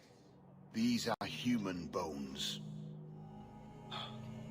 Then there is no chance of finding Maren alive, or any of the others. I saw someone leaving the scene, but they got away. I'm sorry. It was more than I accomplished. My people have been slow to react, but this needs official support. I will bring this to the city guard immediately.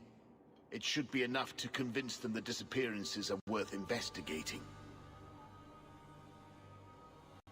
Well, unfortunately, that's all we can do at the moment.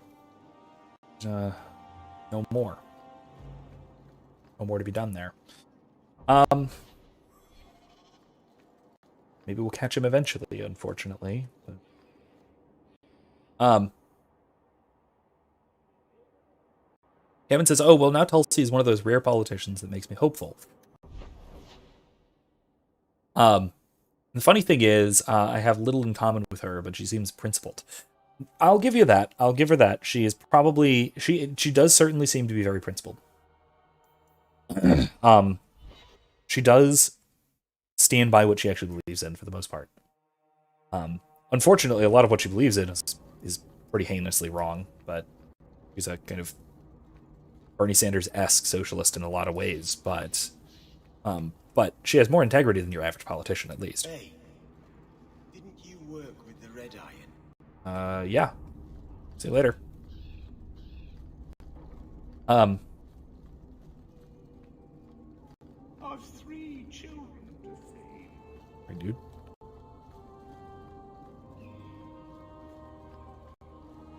This is yours, if I'm not mistaken. Shh. I can't accurately express my gratitude, but thank you. A book. Let's see.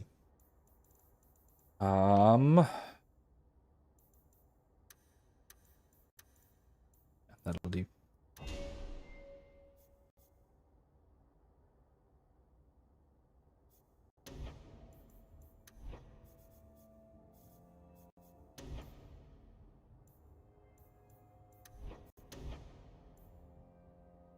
I love Force Mage stuff, so I think I'm going to go with Explosion.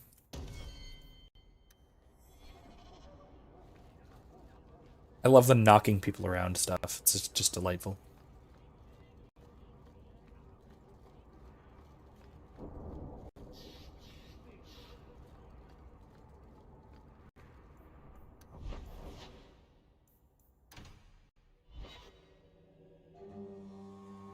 Kevin says, I can see there being productive and amicable discussions happening between Tulsi and Rand.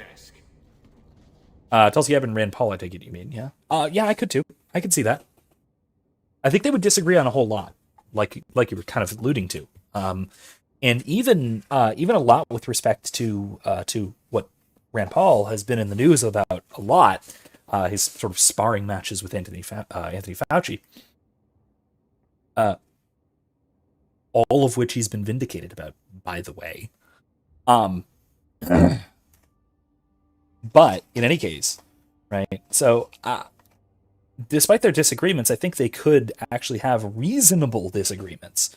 And they do both seem the type to be able to amicably and reasonably disagree and discuss something without it just turning into each trying desperately to score political points. Now, that said, neither of them are exactly Rand's dad.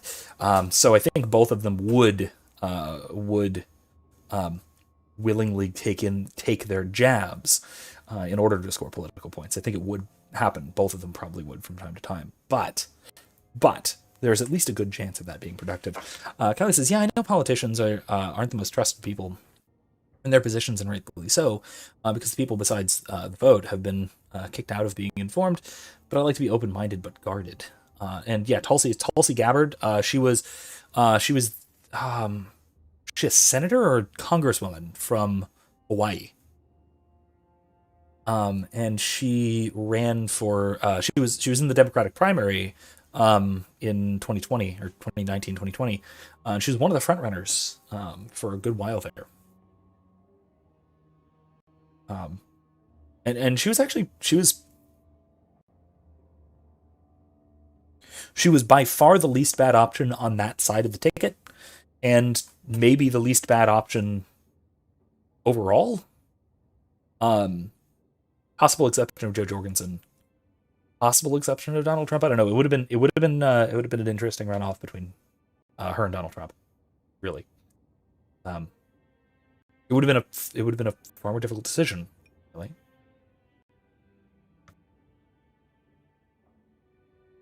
Particularly because I've never been a big Trump supporter, you know.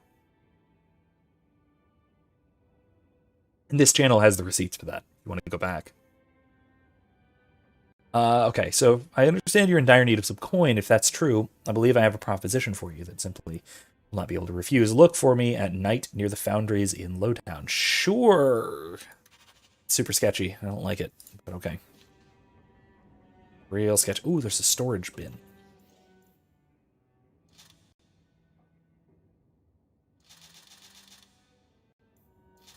Just put everything in here we're not currently using. Sweet. Let's go.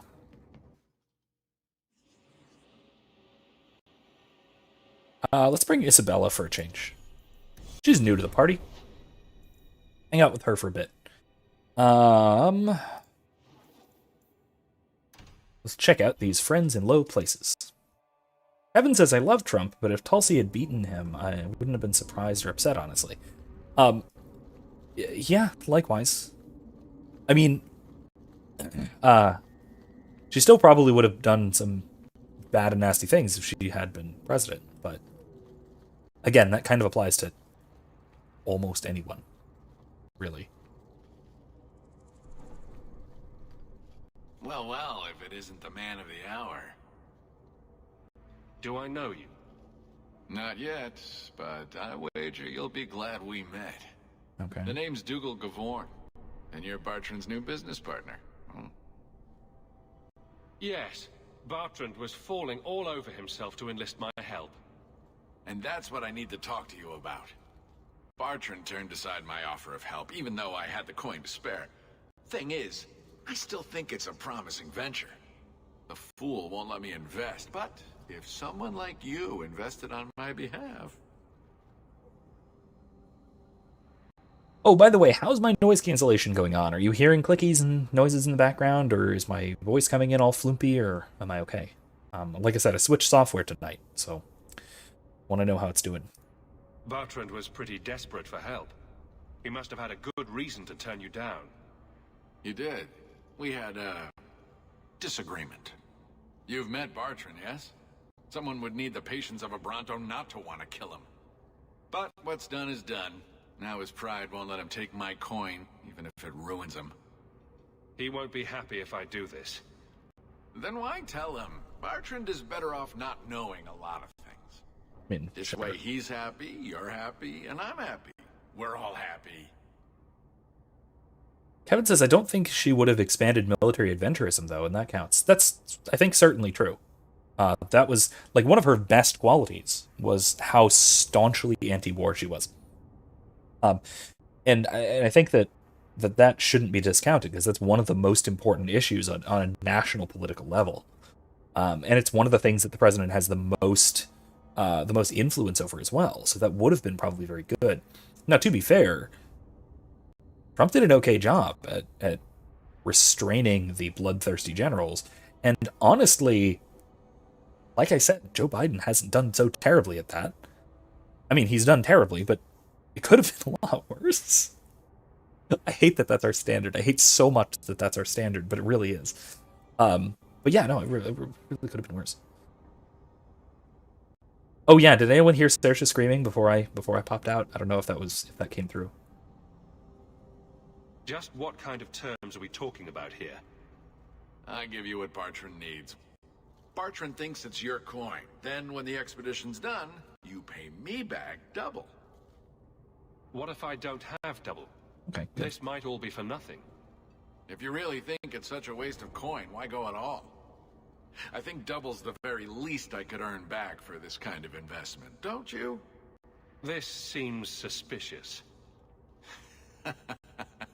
I'm taking quite a gamble myself. I'm willing to bet you're a good risk. Bartrand obviously thinks so. You care to extend the same courtesy to me? No. No. No. If Bartrand doesn't want your help, neither do I. Think you can come up with a coin all on your own, eh? Basically Fair have. enough. There are plenty of ways to get what we need. Really? From what I can tell, it seems your friend enjoys spending coin more than saving it. You change your mind? Come talk to me. I doubt this expedition is going anywhere in the meantime.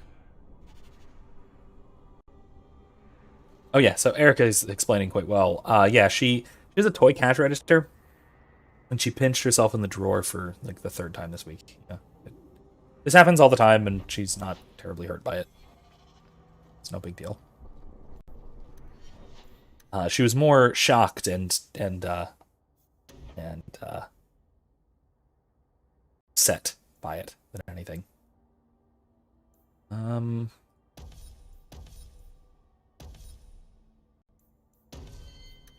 A subterfuge or dual weapon.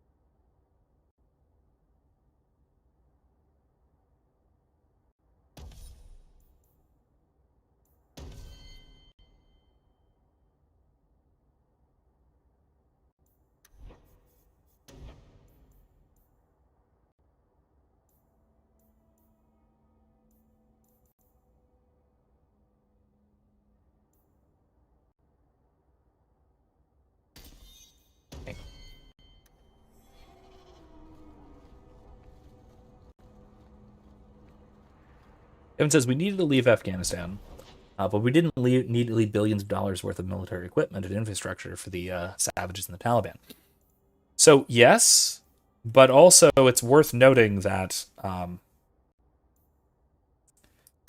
that a lot of that equipment was in the hands of the Afghan military.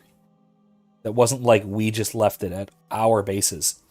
No, we did. We did some. Again, because of a rushed and incompetent withdrawal. Not that there are many good places for I guess. But at the same time, a lot of it was Afghan military. That we just... The mistake was not... The mistake about the about all that was not the rushed withdrawal so much as it was trying so desperately to pop up the doomed to fail Afghan military.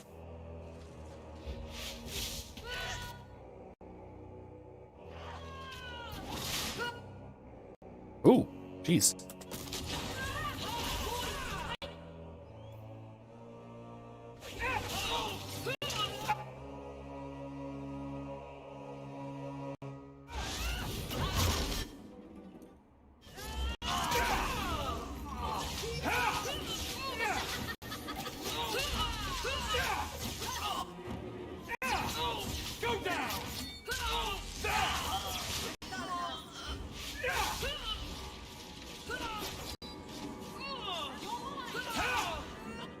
Couldn't I hit them?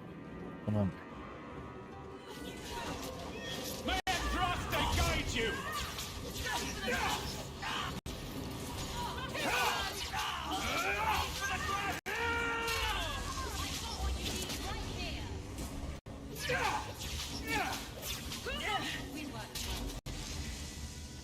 Also, I'll add to that we needed to leave Afghanistan, and we had a perfect opportunity to leave Afghanistan on the pre-established and agreed upon Trumpian deadline of May 1st. And I will add that part of the wisdom of selecting May 1st, and this is part of what I got from sort of learned this from Scott Horton, where I learned most of what I learned about Middle Eastern foreign policy. I'll put some of his stuff on this subject in the description.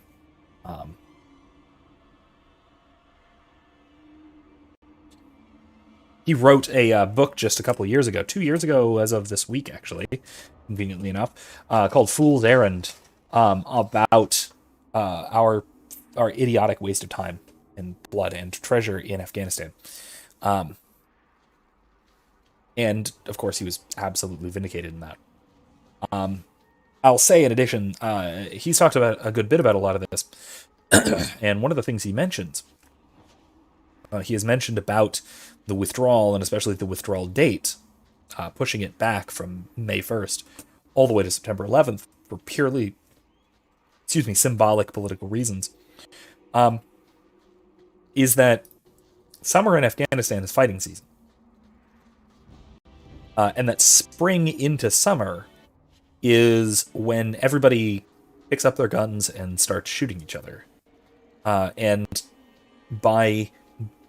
if we had withdrawn in early May, we'd be completely out before fighting season started. We wouldn't have left all of this material for them to pick up. We wouldn't have been chased out. Right? The Taliban and any other militia types would not have been in fighting shape to pursue a U.S. withdrawal, diplomats or whatever else, or military for that matter. And it would have been, practically speaking, much, much cleaner, simply based on how the geopolitics of the region work. But of course, there is the political maneuvering of wanting to withdraw on September 11th, on the 20th anniversary of the attacks on 9/11. But then also not wanting to give the previous administration credit for organizing withdrawal date.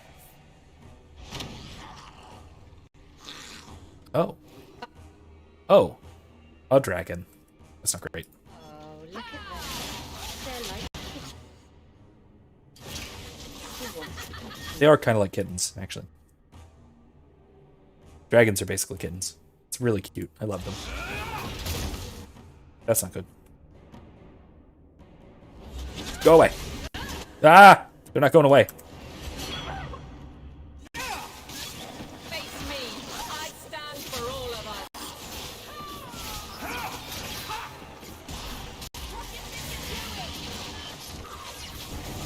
Ah!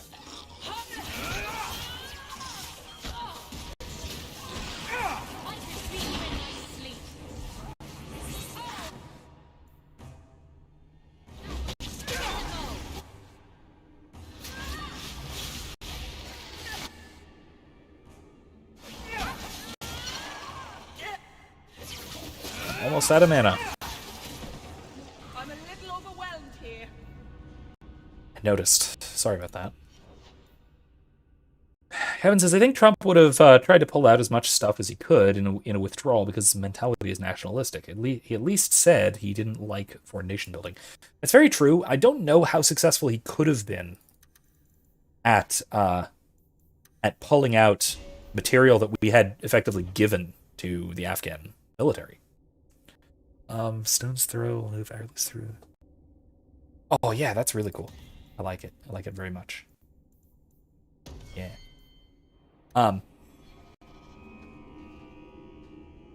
But I do think you're right that there is a possibility that he would have negotiated the return of a lot of stuff.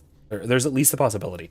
Then again, that is also contested on the other side by the possibility that he really wouldn't have, because that would have been a kind of preemptive admission of defeat, right? That this Afghan military that we had nation built for 20 years, almost, was going to crumble the moment we left, right? Which was obviously true to anyone who was looking, but was not exactly something that anyone wanted to admit, especially not anyone in a position of power. So I could see that kind of going either way, really, and for the same reasons. Right? I could see the same rationale being given one way or the other. I think it probably would have turned out better if, for one, we had withdrawn on the May 1st negotiated date.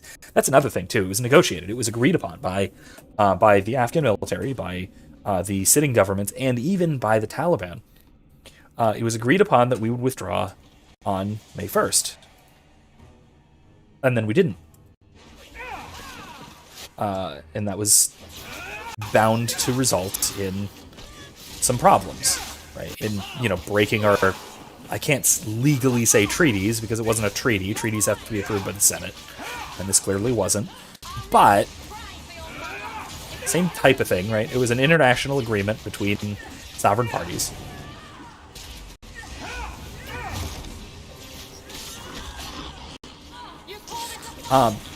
And so because of that, because it was an agreement, relatively fair agreement, right? That it was part of the reason that things went so tits up is because the agreement was broken, and the Taliban got a lot of popular support because, you know, America goes back on their word. Of course they do. They always do that. Recruiting tactic, right? Doesn't matter that it's because of a change of administration. That's one of their talking points about us anyway. Doesn't matter. It still comes off as the U.S. going back on what they've agreed to. And of course, so that's its own issue, right? That's its own issue. But I think it would have certainly been better if we had withdrawn in May when we planned to. Nice Quindispella.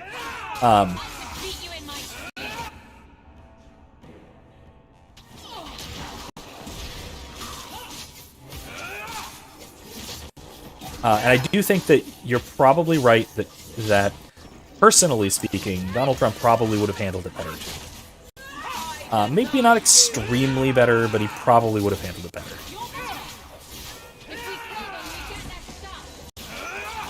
Thanks for that, Isabella. You're technically correct. Then again, okay. So the only counter to that I could really entertain is that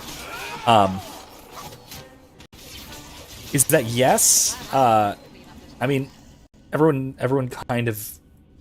It's not even an open secret anymore. It's just kind of obvious that Joe Biden isn't exactly in control of any part of the administration, but that does mean that the entirety of the sort of deep state apparatus, the intelligence agencies, the military, the Pentagon, everything, that everybody's kind of on the same page, right? And so there wouldn't have been the same kind of resistance, institutional resistance that Trump might have gotten. So maybe there's a chance that it would have been more disorganized under Donald Trump, but again, with the planned date and with it being agreed upon, I think it would have evened out to being much, much better. So, again, that's my absolutely non-expert opinion on the Afghan withdrawal. Slow down. Tell me what happened here. I'll tell you what I can, but be a friend and keep your voice down. There's another dragon close by. Like I said, though, if you really do want to learn anything about Middle Eastern foreign policy, particularly about Afghanistan and our policies there and our military presence there, read and listen to Scott Horton. He's the guy. He knows more about U.S. foreign policy than basically anyone, and that even includes like people in military intelligence in a lot of cases, because he has a broader knowledge about it.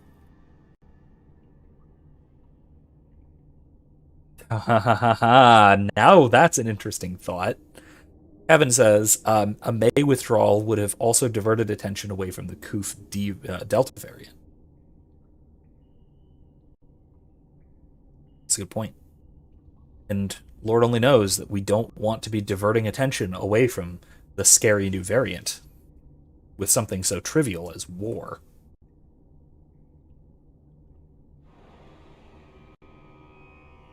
Did anyone else manage to escape? Some of my fellows ran for the surface. I hope they made it. I don't think so. Where'd the dragons come from? We was mining a new tunnel when the wall collapsed and dragons came through. It was a bloody slaughter.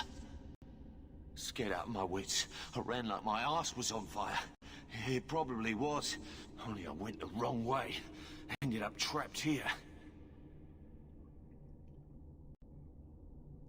You should get out of here.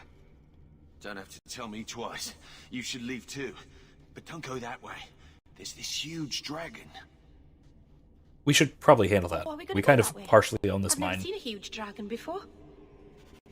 Oh no, we don't yet, but we're gonna partially own this mine.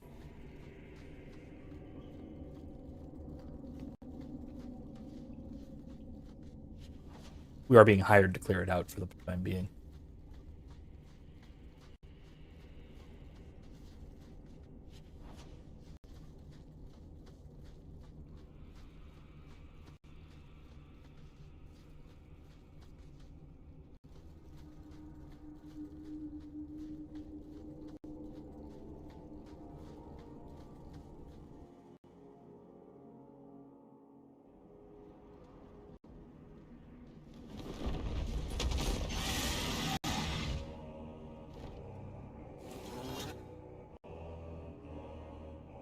Yeah, dragon.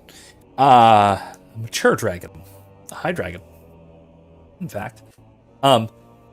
So one of the things that I wanna kind of mention, I shared an article not long ago about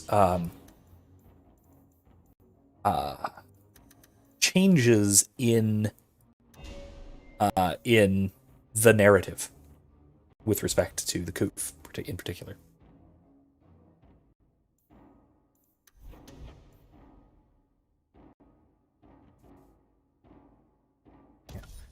And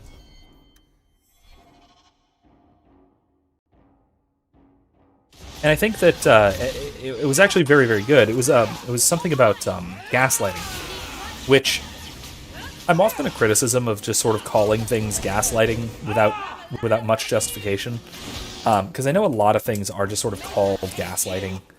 A lot of people just refer to anything they dislike as gaslighting, and I think that's kind of damaging to the term. But I do think that this is a case where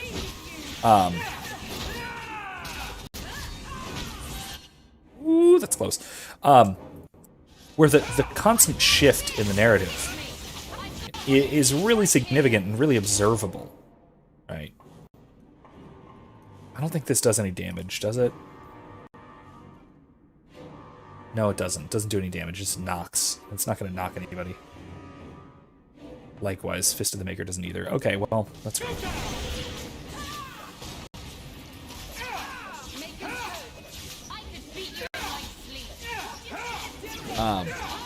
Oh, jeez.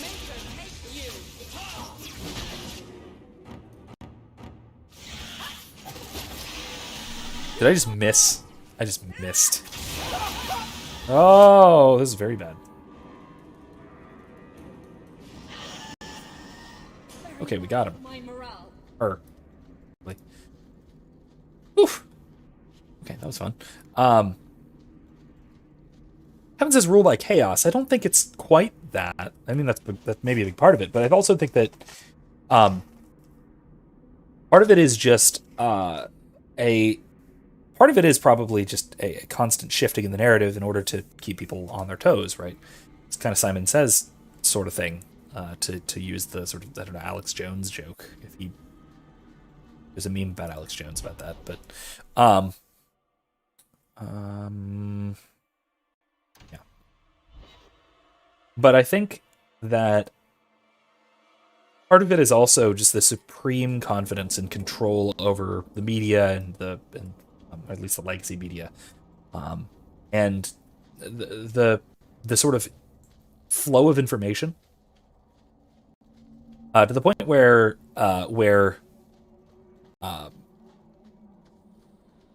the experts TM are supremely confident in their ability to retroactively manipulate the narrative, right? To the point where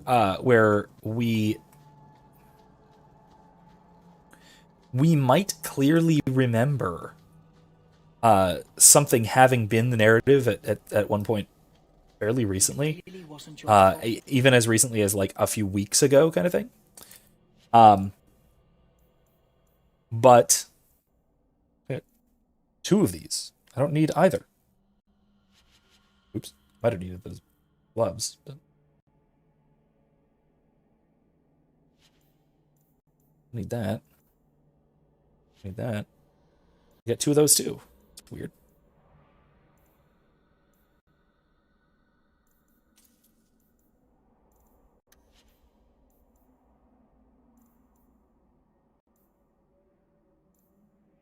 Might need those. Dalish crafting is second to none, I assure you. Anyway, but that, you know, the narrative changes and there is no acknowledgement that the narrative changed.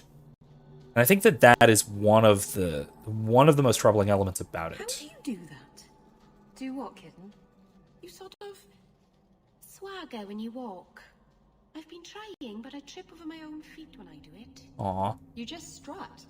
It's not something you practice. that's adorable. How do I learn it then? It comes to you, usually at night. It's like a lover, or maybe a burglar. Either it ravishes you, or runs off with all your jewelry, and you have to run it down and stab it in the heart. And that metaphor got a bit away from me, didn't it? I think it did, but it was certainly exciting. Oh my god, the 2 of them are absolutely hilarious together in their sort of party banter stuff. You've got the most worldly and, worldly, and then the most innocent and naive. Both of them nicely together and hilariously together. It's adorable. Well, it's not going to tell me where the herbalist task thing is. Just that it's somewhere up Sundermount. And since we're going back there eventually, let's not bother with it now. Let's go to this ruin. Evan says, they've got people so mixed up that a big portion of people will comply with whatever measure is most easily recognized. Mask, jab, stay home, etc. Yeah. Yeah. A lot of it does become a sort of visibility thing. If it's visibly obvious, then that makes it easier to follow, and then also easier to pressure other people into for the follow. man you've cornered here in the ruins. Ah, so you're the reinforcements the magistrate promised. The man you're looking for, he's holed up in the ruins. Though I doubt he's still in one piece. That bastard's to be brought in alive after all he's done? Just because it isn't you and your pretty little shemlin children he's after. Interesting point. We'll get back to this. But right, so the article I was talking about was it talks about these rapid shifts in the narrative, right? So how everybody was saying when the vaccine first came out. Well, actually, how everybody was saying during the previous administration that a lot of the same people were saying they would never trust the vaccine for purely political reasons are now saying that people are hesitant about the vaccine for purely political reasons. It's just inverted. Those anti-vax Trump supporters. And previously it was like, I ain't trusting no vaccine from no Donald Trump. Right? And of course it's just flipped, and no one remembers that it flipped. Because no one talks about it flipping. Similarly, like the vaccine was specifically supposed to prevent the spread of infection. And then now we have talking heads, political talking heads on TV, on legacy media, talking consistently about, well, it was never about stopping infection, it was about reducing mortality, which was never a problem with this disease anyway. And then a year ago or so, give or take, talking about herd immunity, especially natural herd immunity, I was literally accused of terrorism. Literally accused of terrorism by several people for saying that, no, we're eventually going to reach herd immunity when enough people get this and are fine and recover from it. And that's how this is going to end. And now, that's part of the strategy. That's part of the official strategy, is enough people need to reach immunity, and probably a lot of those are going to reach immunity naturally by recovering from the virus. And that's going to get us to herd immunity. And the vaccine is going to push us over the top. And that's it. Suddenly that's the narrative. Okay. We aren't expected to remember what was said a year ago because a lot of it's deleted. But thankfully, a lot of it is also archived and screenshot. Please, calm down and tell me what happened. The man you're after, he targets elves. He dragged my daughter into those ruins and killed her. I want him dead. My girl, Leah, She wasn't his first victim. Serial killer. Over the Great. years, he's taken dozens of our children, and not once has he paid for his crimes. Kevin says there's some technical stuff on that point, but the problem is that the mainstream media and CDC refuse to give details. Of course, or they give contradictory details from moment to moment. That's the big changey thing. Now, also, this is something I get from Michael Malice, who again I also greatly appreciate for his insights on this and other subjects. I don't refer to the mainstream media anymore, really, because they're really not mainstream. They're a weird little niche. I prefer legacy media because it's a holdover from a bygone era, or the Cathedral, which is kind of Moldbugian terminology, but I think it really applies to the sort of state / big tech / CNN and MSNBC, NBC, ABC establishment, which is all kind of in ideological lockstep. One might even think they are colluding, and there's a lot of proof of that. But not for everything, but there's a lot of proof of it on a lot of subjects. Would you mind telling me who you are? My name is Elrin. I'm a merchant in the city. Please, no one else cares that our children are being slaughtered like beasts. There must be some humans who would take offense to these disappearances. We're nothing to them. Even if this murderer does finally go before the courts, the magistrate won't take our word over his. Why only elves? Why not human children as well? We're easy prey. No one thinks twice when an elven child disappears. I'll tear his throat out myself. Not quite how far I was going with it, but okay. You have no idea what this means. You couldn't turn to the guards. For all my damn coin, I'm still only an elf to these Shemlin. There'll be no justice for my girl in the courts of Kirkwall. What do you say about all this? Yes. What do you have to say? They won't go in after him. They're stalling, trying to give the murdering bastard a chance to get away. Oi now, elf. Like we said before, you're bleeding mad if you think we'll be going against the magistrate's orders. This murderer cannot be allowed to walk free. Then that bastard will finally get what he deserves. Thank you. Not wise, stranger. You try to take justice into your own hands, the magistrate'll have your head. Only if it's reported. I must do what is right. I kind of literally have the captain of the guard physically with me here. So that's pretty cool. Like, what are you gonna do, Cockney guy? Gonna report me to the guard captain? She's right here. She's the hard-ass ginger lass. Kevin says, reduction of viral proliferation within an infected individual would technically reduce the probability of shedding large amounts of virus, and therefore, if the jab works, that's how it would help. That is true, right? And now, don't get me wrong. They're spiders. There certainly is a reduction in viral load, and therefore in hospitalization, transmissibility, and all these things, as a result of inoculation in at least most people, right? The vaccine does seem to be, as far as I can tell, does seem to be pretty effective in reducing viral load, in reducing mortality and reducing hospitalization to an extent.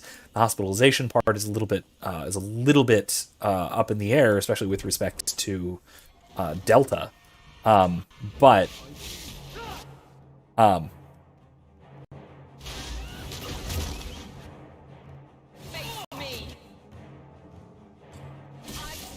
yeah, for the most part, yes, it is. The vaccine does seem to be quite effective at a lot of what it's supposed to do. However, what it is supposed to do and those things that it's quite effective at are not the same things that we were told it was going to be effective at. Happy now? Right. We were pretty consistently told last year or so, for the most part, but even early this year, even once the vaccine rolled out, that it was specifically going to be to prevent infection, and then failing that, to prevent the spread. Now, it reduces the threat of spreading the virus, and then it also reduces the threat of spreading it to some degree, but it does not prevent it, right, as far as I understand things. Now, again, I'm not a virologist, I'm not a doctor, I'm no expert on any of this, but as best I understand it, it's not like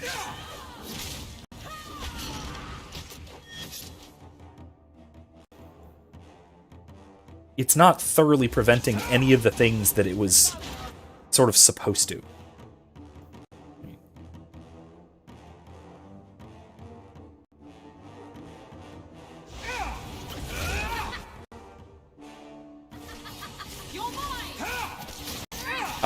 And by supposed to, I don't mean by the drug manufacturers, by the designers, by anything like that. What I mean is by the people who were politically promoting it in the last few months.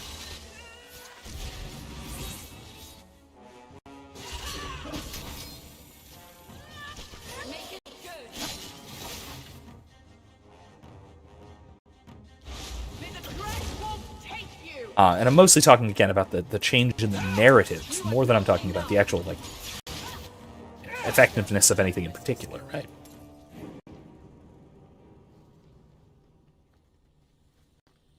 So. Also, yeah, as Kevin pointed out, it's comorbidities, which are responsible for fatalities from Delta.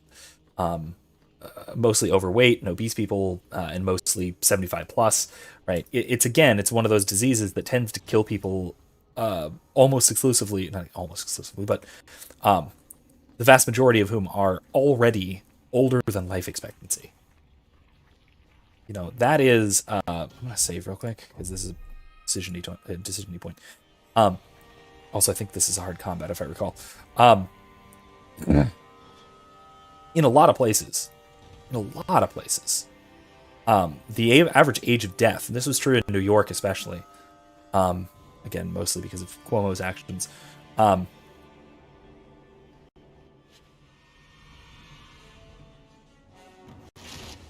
that's a lot of spiders. That the age of death, the average age of death, from COVID as a whole, was higher than life expectancy.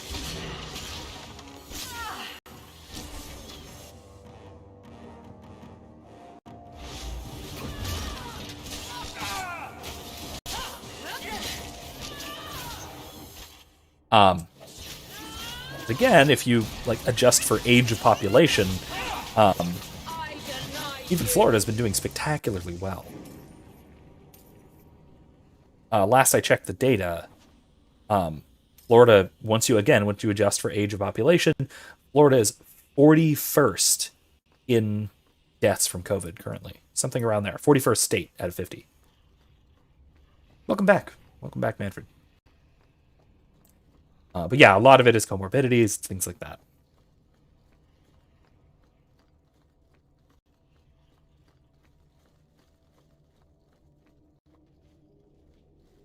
What? I missed the door. Yeah, I did.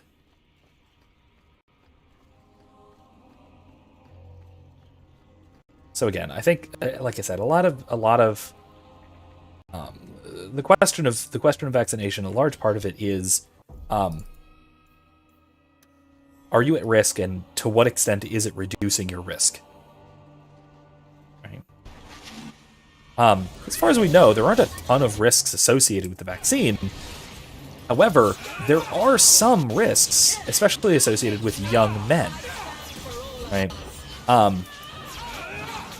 Particularly young men with risk of inflammation and heart disease. So there are a lot of cases where the vaccine might be pretty dangerous, depending on your medical history, your personal personal comorbidities and things like that, right? Your personal risk factors. And, that's something that individuals know about. That's not something you can really... crap. Sorry, Isabella, there's nothing I can do to fix that.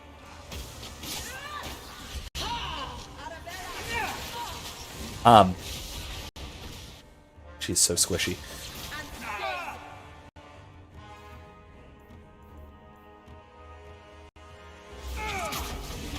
Help, help.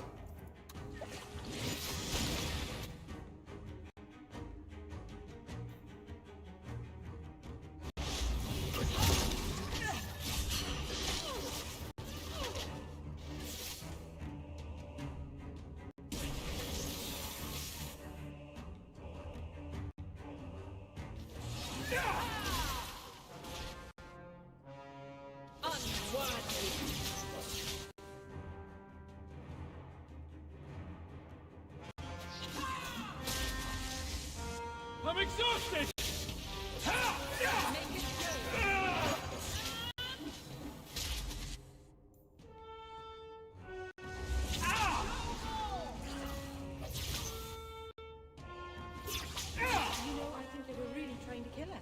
Ooh, okay. That was close. All right. Anyway.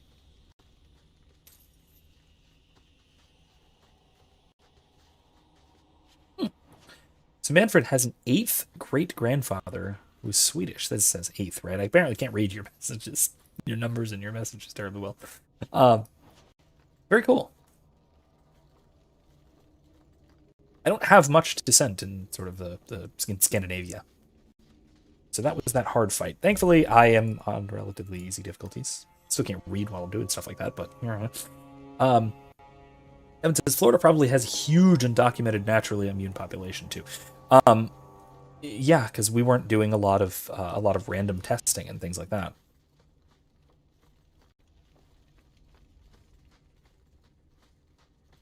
I mean, like, technically,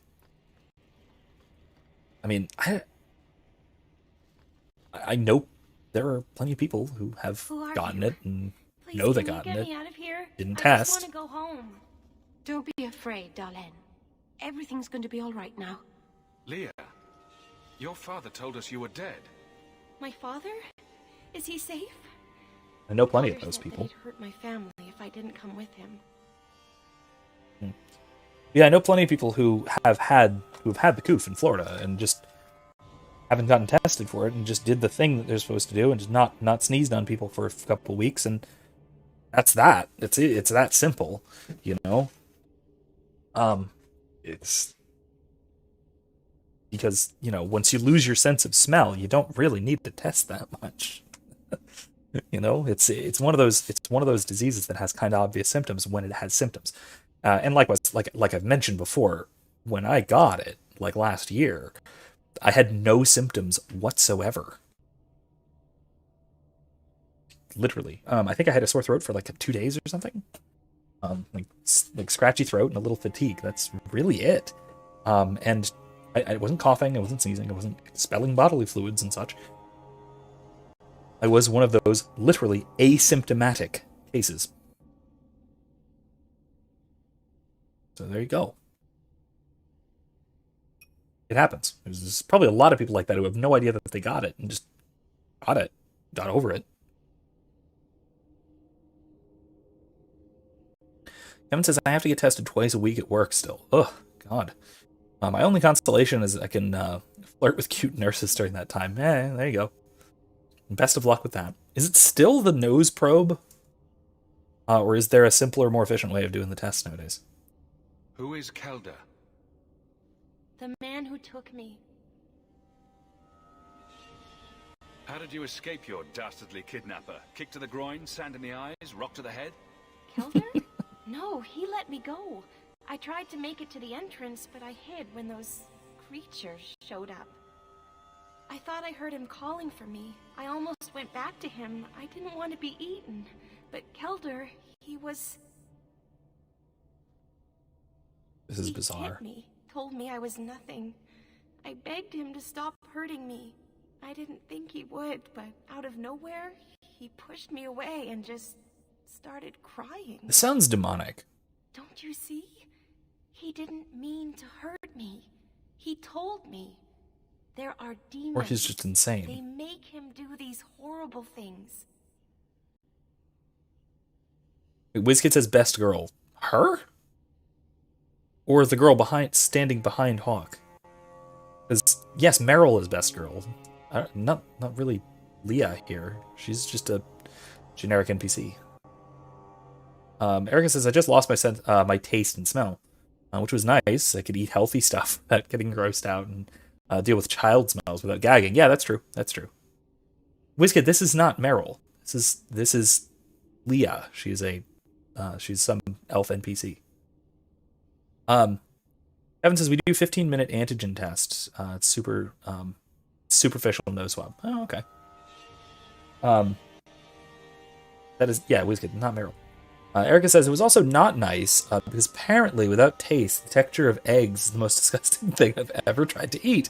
And I know how you are with textures. Most of Erica's food preferences come down to texture and texture combinations.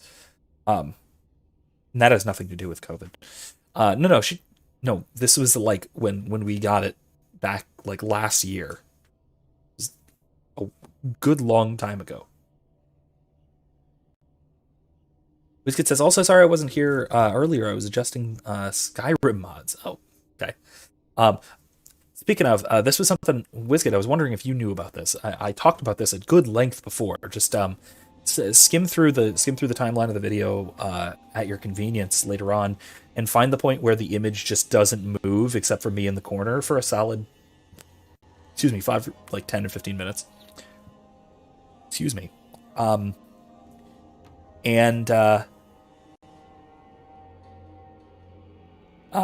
wondering if you are familiar with Proctorio, the teaching software, the thing that's basically spyware that you're forced to install on your computer for certain classes. I'm wondering if you're familiar with it, and if so, if you have any experience with it, and also if you ever run across it, do everything you can to stop it. That too. I have a whole spiel about it. Just go back to, there's a little time in there to definitely. Okay, if you're not familiar with it, then nah, never mind. It's test proctoring software. It's basically monitors your every move just in case you're cheating. It makes sure you're not looking away from your computer screen. It's evil. That's what it is. Kevin just started a new Skyrim character. Does it ever end? No, it doesn't. I actually don't have Skyrim installed on this computer. Not right now. What kind of demons? What did they look like? I don't know what they look like. I didn't actually see any of them. But Kelder told me to run, to get away so they couldn't make him hurt me anymore. Please don't kill him. It's not his fault. Please.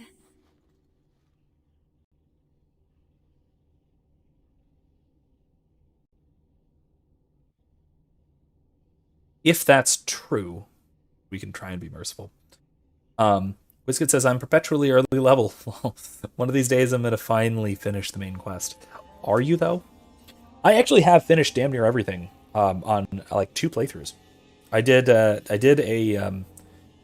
your standard stealth archer, because of course I did. And then I did a stealth mage with mods that let you sneak attack with spell attacks. That was fun. That was really fun. Like a mostly illusion and enchantment and some destruction mage with stealth. That was such a good time. You could basically just go in, sneak up to somebody, enchant somebody to fight for you, and then just stay hidden in a corner, and then just enchant the next guy to fight for you until everyone's dead. It was amazing. Such a fun build. WizKid says, actually, I think you've mentioned it before, maybe briefly. Don't worry, if anyone tries to force it on me, I will raise hell. Like I said, my go-to advice for this is tell everyone involved why you are dropping the class and why you're not taking it. So professor, department, advisor, administration, registrar. Those are your top 5 to do. Tell everyone precisely why you're refusing to take the class. And if you somehow do get stuck or have been stuck into it, your student evaluations matter. What you put on those little student evaluations at the end of the semester, that really, really, really, really matters for a professor, for professional reasons, like crazy. That's a large part of what decides pay. It's a large part of what decides hiring, firing, classes, tenure, all of that. A large part of that comes down to student evaluations. Those matter. If any professor tries to force Proctorio on you, straight zeros across the board and explain precisely why. Kick them right where it hurts. Because if they can't think of a better way to teach than to use Proctorio, they do not deserve to be teaching. Period. I believe very strongly in this. Kelder is dangerous, Leah. If he fights back, I can't promise he won't get hurt. He won't fight you, I promise. Run to the entrance. You'll find your father there. WizKid says my newest character is straight Nord warrior with no damage magic and only heals when I have no potions. I'm gonna run through the main story, restart with a new mage, lol. Yeah, I never could do warrior. I could never really do great warrior in Skyrim. Okay, this is ridiculous.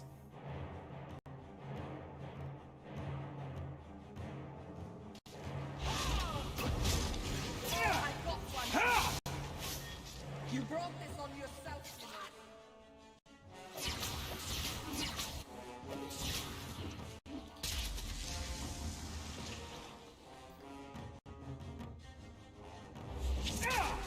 Whee!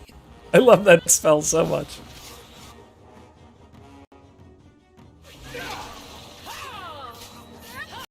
I think it's over. Do you think it's over?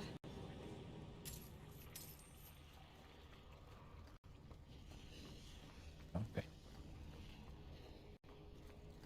Evan says, my new one is a Nord warrior too. I'm doing the same thing with magic. Yeah, I kind of consistently use magic. Except for that, that fated stealth archer build. You know the stealth archer build, the one that everyone does, completely by accident. I knew my father would eventually send someone. I was hoping the beasts down here would get to me first. WizKid says, I'm thinking spell sword or dinky mage who only uses knives and spells, lol, or both. I kind of like the conjuration mage. So you up conjuration magic and you summon a sword in one hand and then use your other hand to summon either elementals or constructs and then either heal them or like throw support magic, debuff magic, that kind of stuff. The conjuration mage is pretty cool. If you want to do a little bit spell swordy type stuff, that's a good way of doing it. Isn't conjuration also what you use for the barrier, or is that restoration? I don't remember. Is his name also Thurl Bonebreaker? Sorry for burning out the mic there. I don't think so. I'm guessing your characters aren't named the same thing. But I had to say it. I had to say it nice and loudly. You wanted those creatures to kill you. Why? It's what I deserve. I should be torn apart, forgotten down here, not protected by my father. By whom? The magistrate sent me. I've never even met your father. He didn't tell you, did he? The magistrate is my father. He's tried so hard to keep me, and what I've done, hidden away. I'm disgusted by the both of them. The magistrate is supposed to protect the people of the city, and that includes the elves. Father is a good man. He tried to help, to stop me. But he can't. No one can. That elf girl, she had no right to be so beautiful. So perfect. The demons said she needed to be taught a lesson, like all the others. The Circle was supposed to help me, but they lied. They said there were no demons, that I was mad. This isn't my fault. Maybe you are mad. Kevin says mine is Gunnar Gunnarsson, literally war, son of war. I thought it was just like uncreative father, Gunnar II, Gunnar Jr. WizKid says, to be honest, I wish I could make Sedwin in Skyrim. You kind of could. I think you could. Also, yes, we have Pirate Lady, Isabella. There. Let me get this straight. You torture and murder elven children for being too beautiful.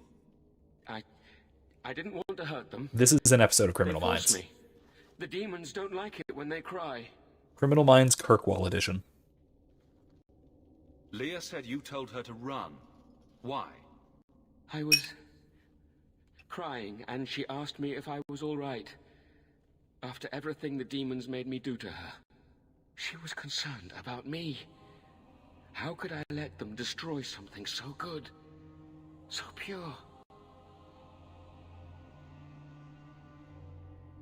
I'm not getting paid enough for this. I can't stop. I've tried so many times. Please, you have to kill me. There's no other way. First smart thing he said. Give him what he wants. Just tell my father I'm sorry. For everything.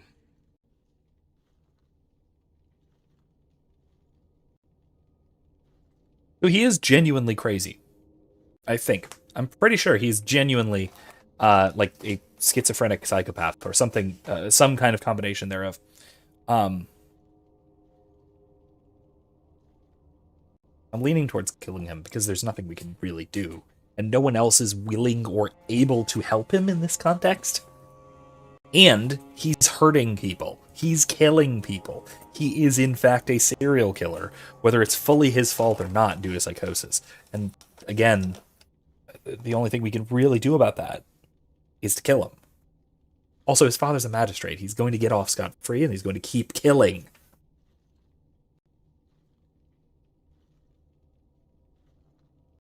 WizKid says, maybe get a mod that makes races actually unique again, then play Wood Elf. Get Lightning Bolt for Blast, Mehrunes Razor for the Hexblade. Maybe. Maybe. Yeah, no, there's nothing really we can do in this context. If nothing short of killing you will stop this, then so be it. Goodbye, Kelda. Some people are simply broken. Oof. I mean, yes, but... Jesus, that was brutal.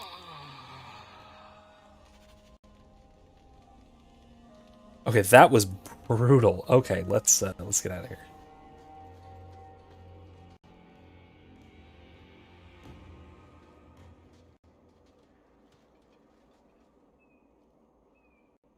You saved her.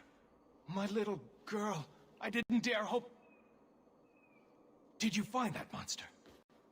Is he dead? He won't harm Leah or anyone else ever again. I didn't believe an elf could ever get justice in Kirkwall. I speak for all of us when I say that we are in your debt, Sirrah.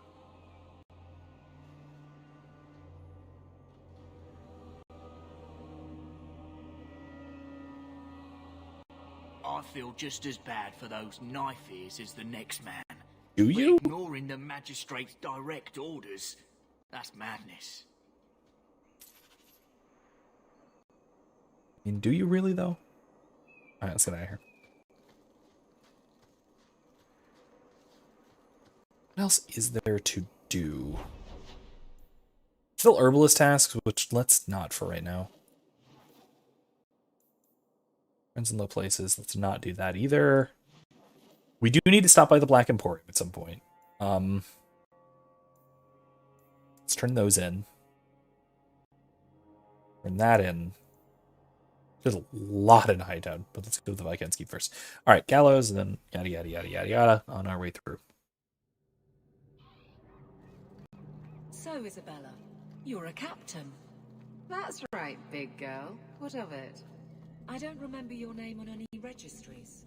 Every ship that docks has to declare. I never docked. And you're no port authority. And you are no merchant. Ooh, Scrutiny. sell merchandise. He says Thank you, my friend. Only one thing on the list left to find. I'll get it eventually, probably. Let's keep moving.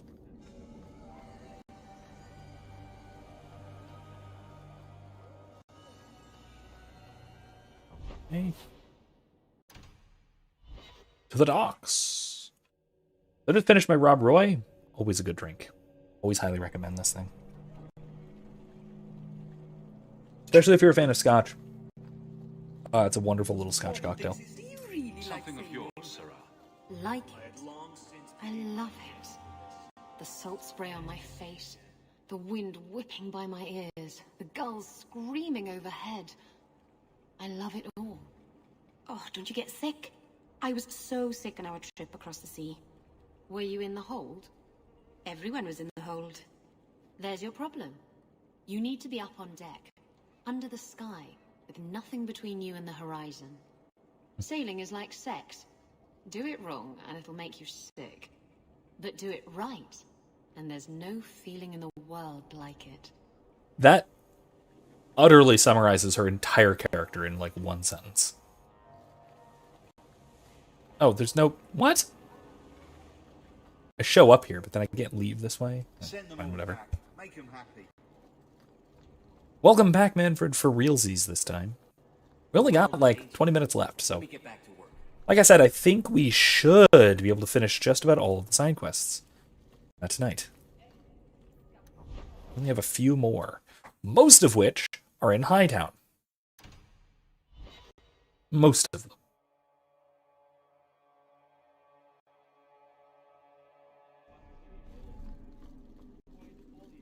My lady, you've been so patient. Is there something I can get for you? Oh no, I'm quite well. Not much room in the barracks, but there's nowhere I'd rather be.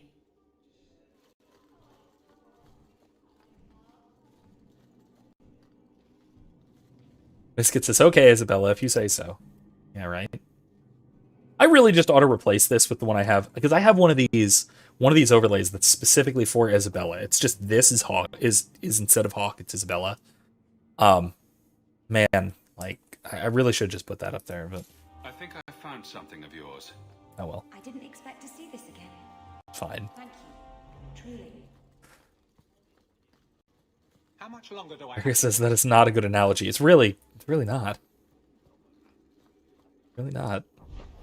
But again, like I said, it is a complete encapsulation of her entire character. She is about two things. Do men find you intimidating? What about Wesley? Did he? Isabella. What? Too soon? Too soon, too personal, too... everything coming from you. Oh, sore spot. If you don't shut up, I'll give you a sore spot. Oh god. Yep, okay. Isabella sure does have her moments. All right, let's talk to this guy's dad. You dare show your face to me again. If you know, you'll leave my city. And what? All right. Full story, bro. Listen. Son was a serial killer. There's nothing I could do about that other than stop him.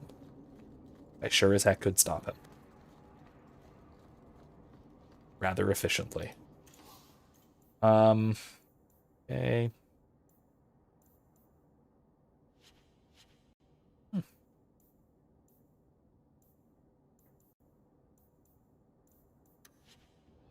Oh, wait a minute. I have not equipped Isabella at all. That'll work. Okay, that'll do. I mean, not perfectly, but it'll do the job. For now, at least. Okay, let's talk to this guy about his dragon in the bone pit. I solved your problem. So, what happened? One of the miners told me you rescued him from dragons. I cuffed him for lying. Well, he wasn't. Go there and see the corpses for yourself. But I thought they're extinct. I believe you. You made them extinct again? If it is safe, the miners can return to work.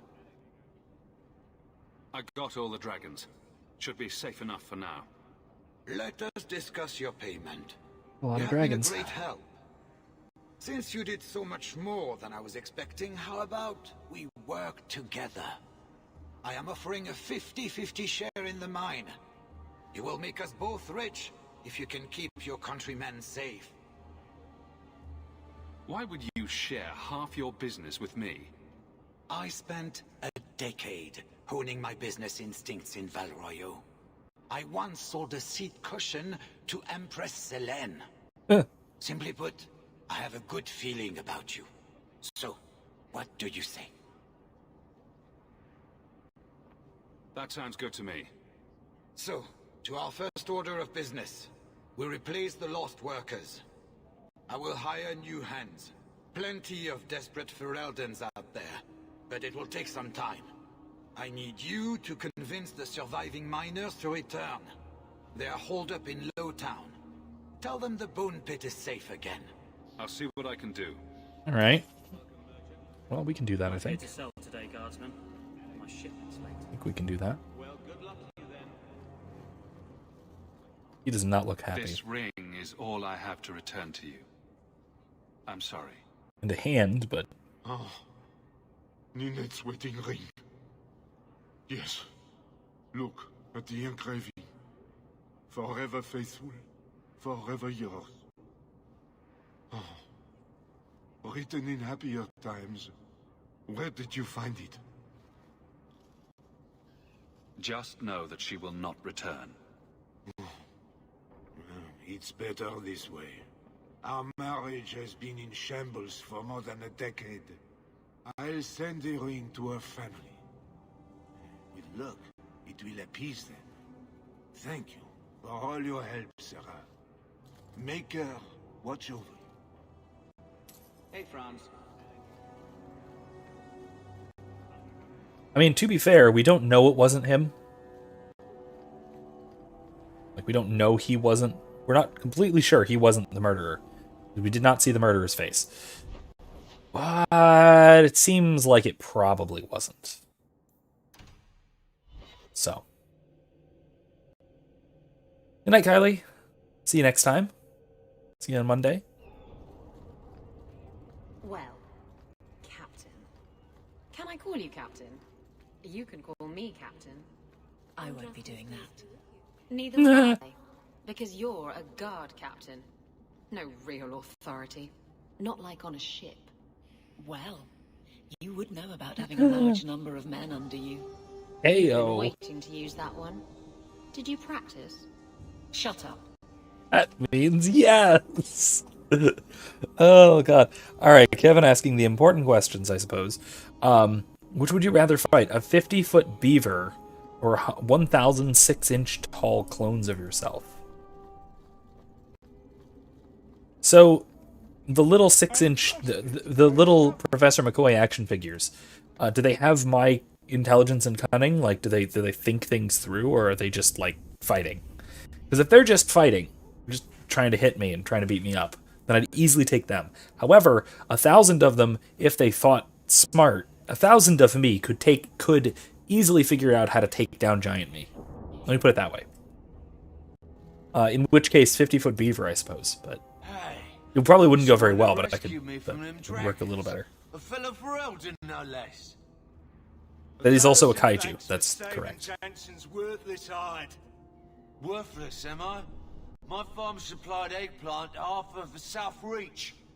Yeah? My eggplant supplied half the bastards in South Reach. Okay, that was a good one. That was a good one. You're a real hero. Now what brings you here?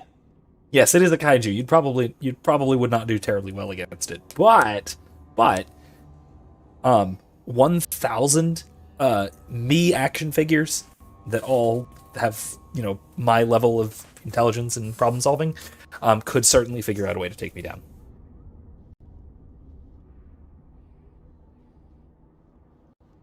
That is also true. They would have no reason to kill real me.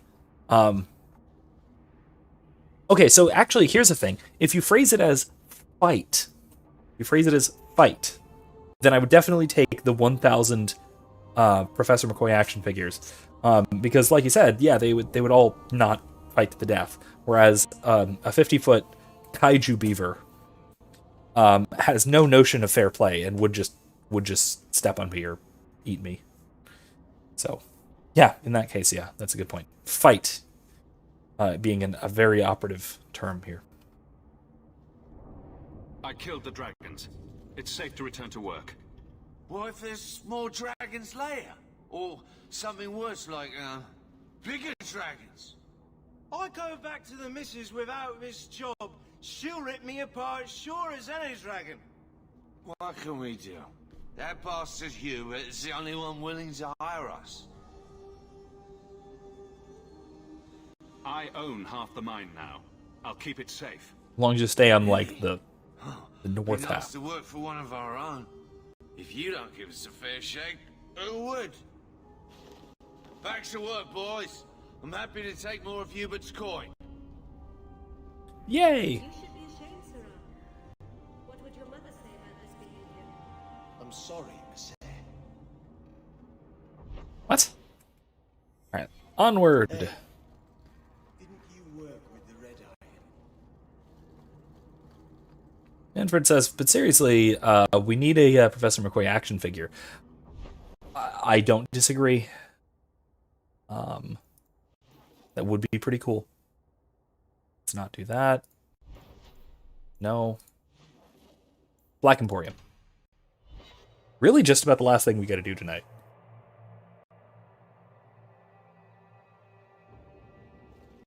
Ooh. Forgot what this looked like in 2. I remember what it looked like in 3. There's different stuff on the walls. Inquisition, I mean.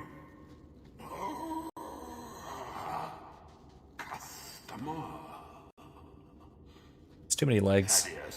Way too many legs. Stand straight. And arms. This is everyone. Welcome to the Black Emporium. It's dramatic.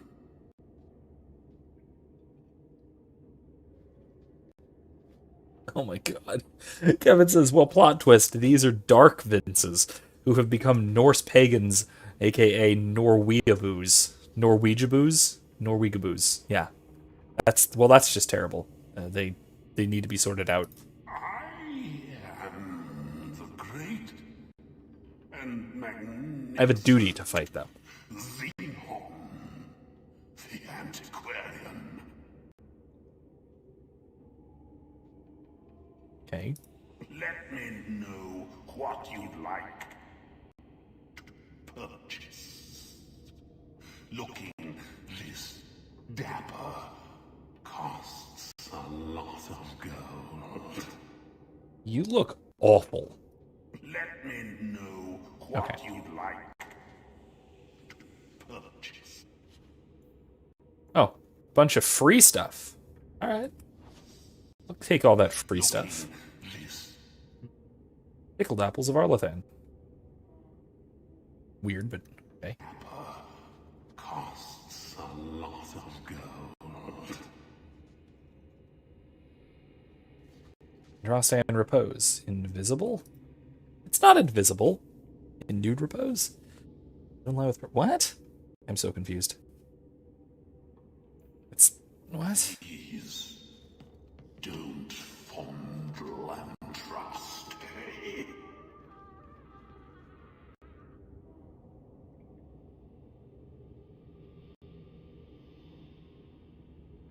Box of Screaming. Manfred says, I just figured out I'm related to King David of Israel. Also, apparently, that would mean Jesus. Okay. Just a moment. Magister's Scythe. Eh. I mean, that's pretty cool, but... Nah. From throughout data. Price is negotiable. Vessel of Tears. Don't manhandle the urchin. He's not for sale. Find your own. Dane fellow asked, why make a shop so hard to find? Me? Really? He just has no concept. No. Yeah, we already saw that. Rare, enchanted goods. Crafting supplies. I can't afford most of these.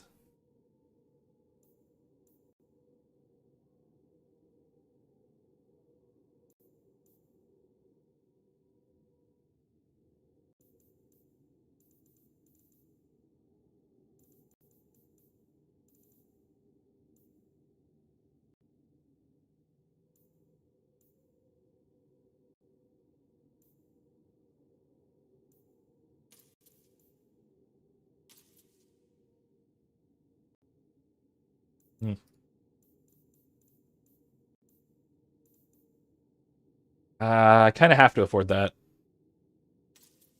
I need a new spell. Absolutely. Yeah. Let's do tribute points.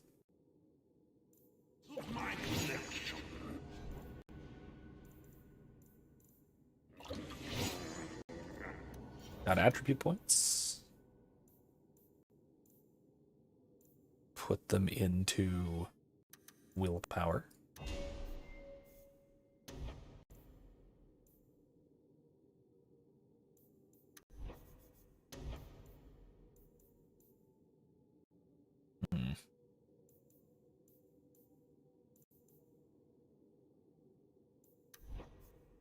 Yeah, let's go with Force Mage. Let's just keep doing Force Mage.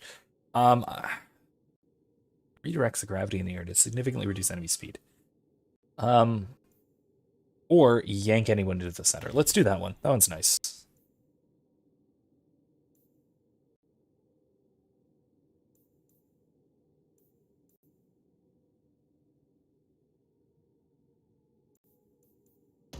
Yeah. Master Socks. You can never have enough socks. WizKid says what, how, to what? How to what? Alright, let's get out of here. That's all do here for now. What?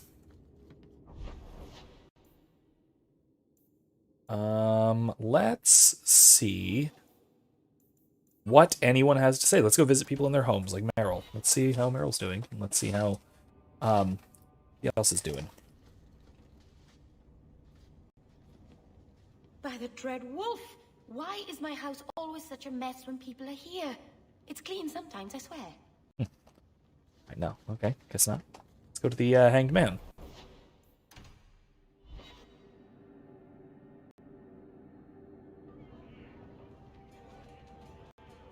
Talk to Isabella. How are you doing?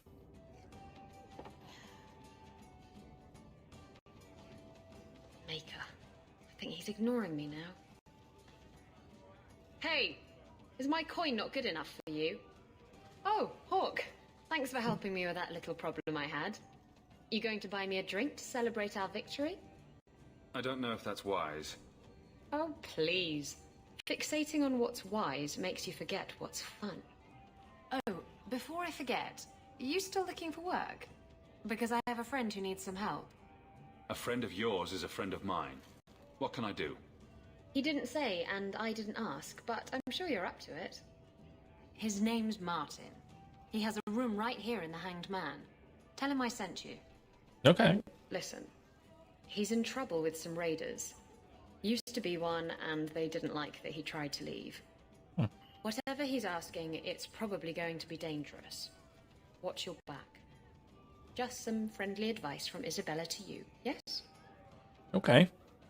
You've been nursing that empty mouth for hours. Try that. Do you have a parrot, Isabella? What would I want a parrot for? What about a peg leg?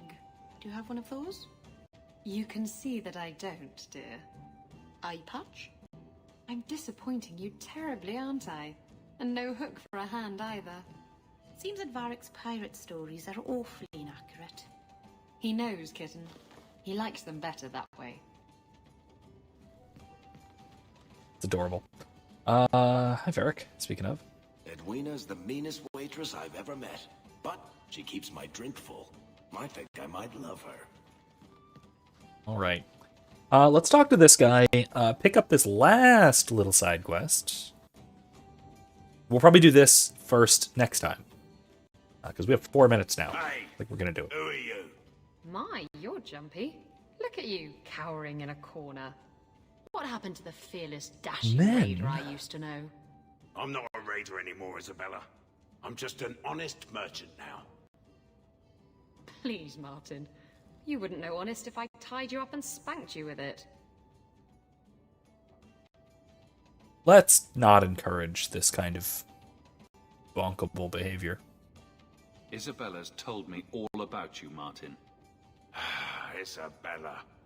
I thought I told you to be discreet.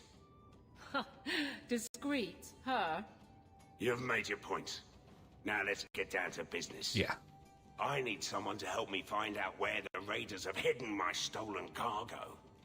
This job's as easy as a peg-legged tavern wench. And there's good coin in it to boot. What did the raiders do to you? They closed in on my ship and forced her into the cliffs. My crew and I barely made it out alive. See, they tried to strangle We you must too have at some point. salvaged the cargo when it washed ashore. Why would the raiders want your cargo? Is it valuable? How should I know why they want it? It's just spices and herbs. Nothing special.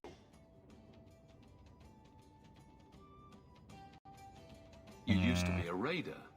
What happened? Yes, I was a raider. Back then it was just smuggling and petty thievery. It's changed since that madman Ianto took power around here. Extortion, murder, kidnapping. He does it all. Looks like somebody we're going to be taking out soon. It's just not to my taste. I tried to get out, but he didn't like that. This scar on my neck, he gave it to me. Slit my throat and threw me overboard. It's more dramatic than I thought. A new life away from this bullshit. And he has his men chase me down and steal my cargo. You knew what he was. Are the raiders a big problem around here? They've got some big plan for Kirkwall, or so I've heard. If they're not a problem now, they will be soon. It's your cargo. You look for it. Those raiders are still looking for me. I'm not going to draw their attention. I'll take care of it. All right. You'll need to look around the docks. The crates bear the seal of the Orlesian Port Authority, so you'll know it when you see it. I'll find your cargo, Martin. You have my word. I've had it with the raiders, and this cargo is the key to me getting on the straight and narrow. You're doing me a huge favor here, friend. Thank you, and be careful. I really hope he's telling the truth, because that's actually very nice and wholesome. You know, that we're, like, helping the guy go straight from a life of crime. That's...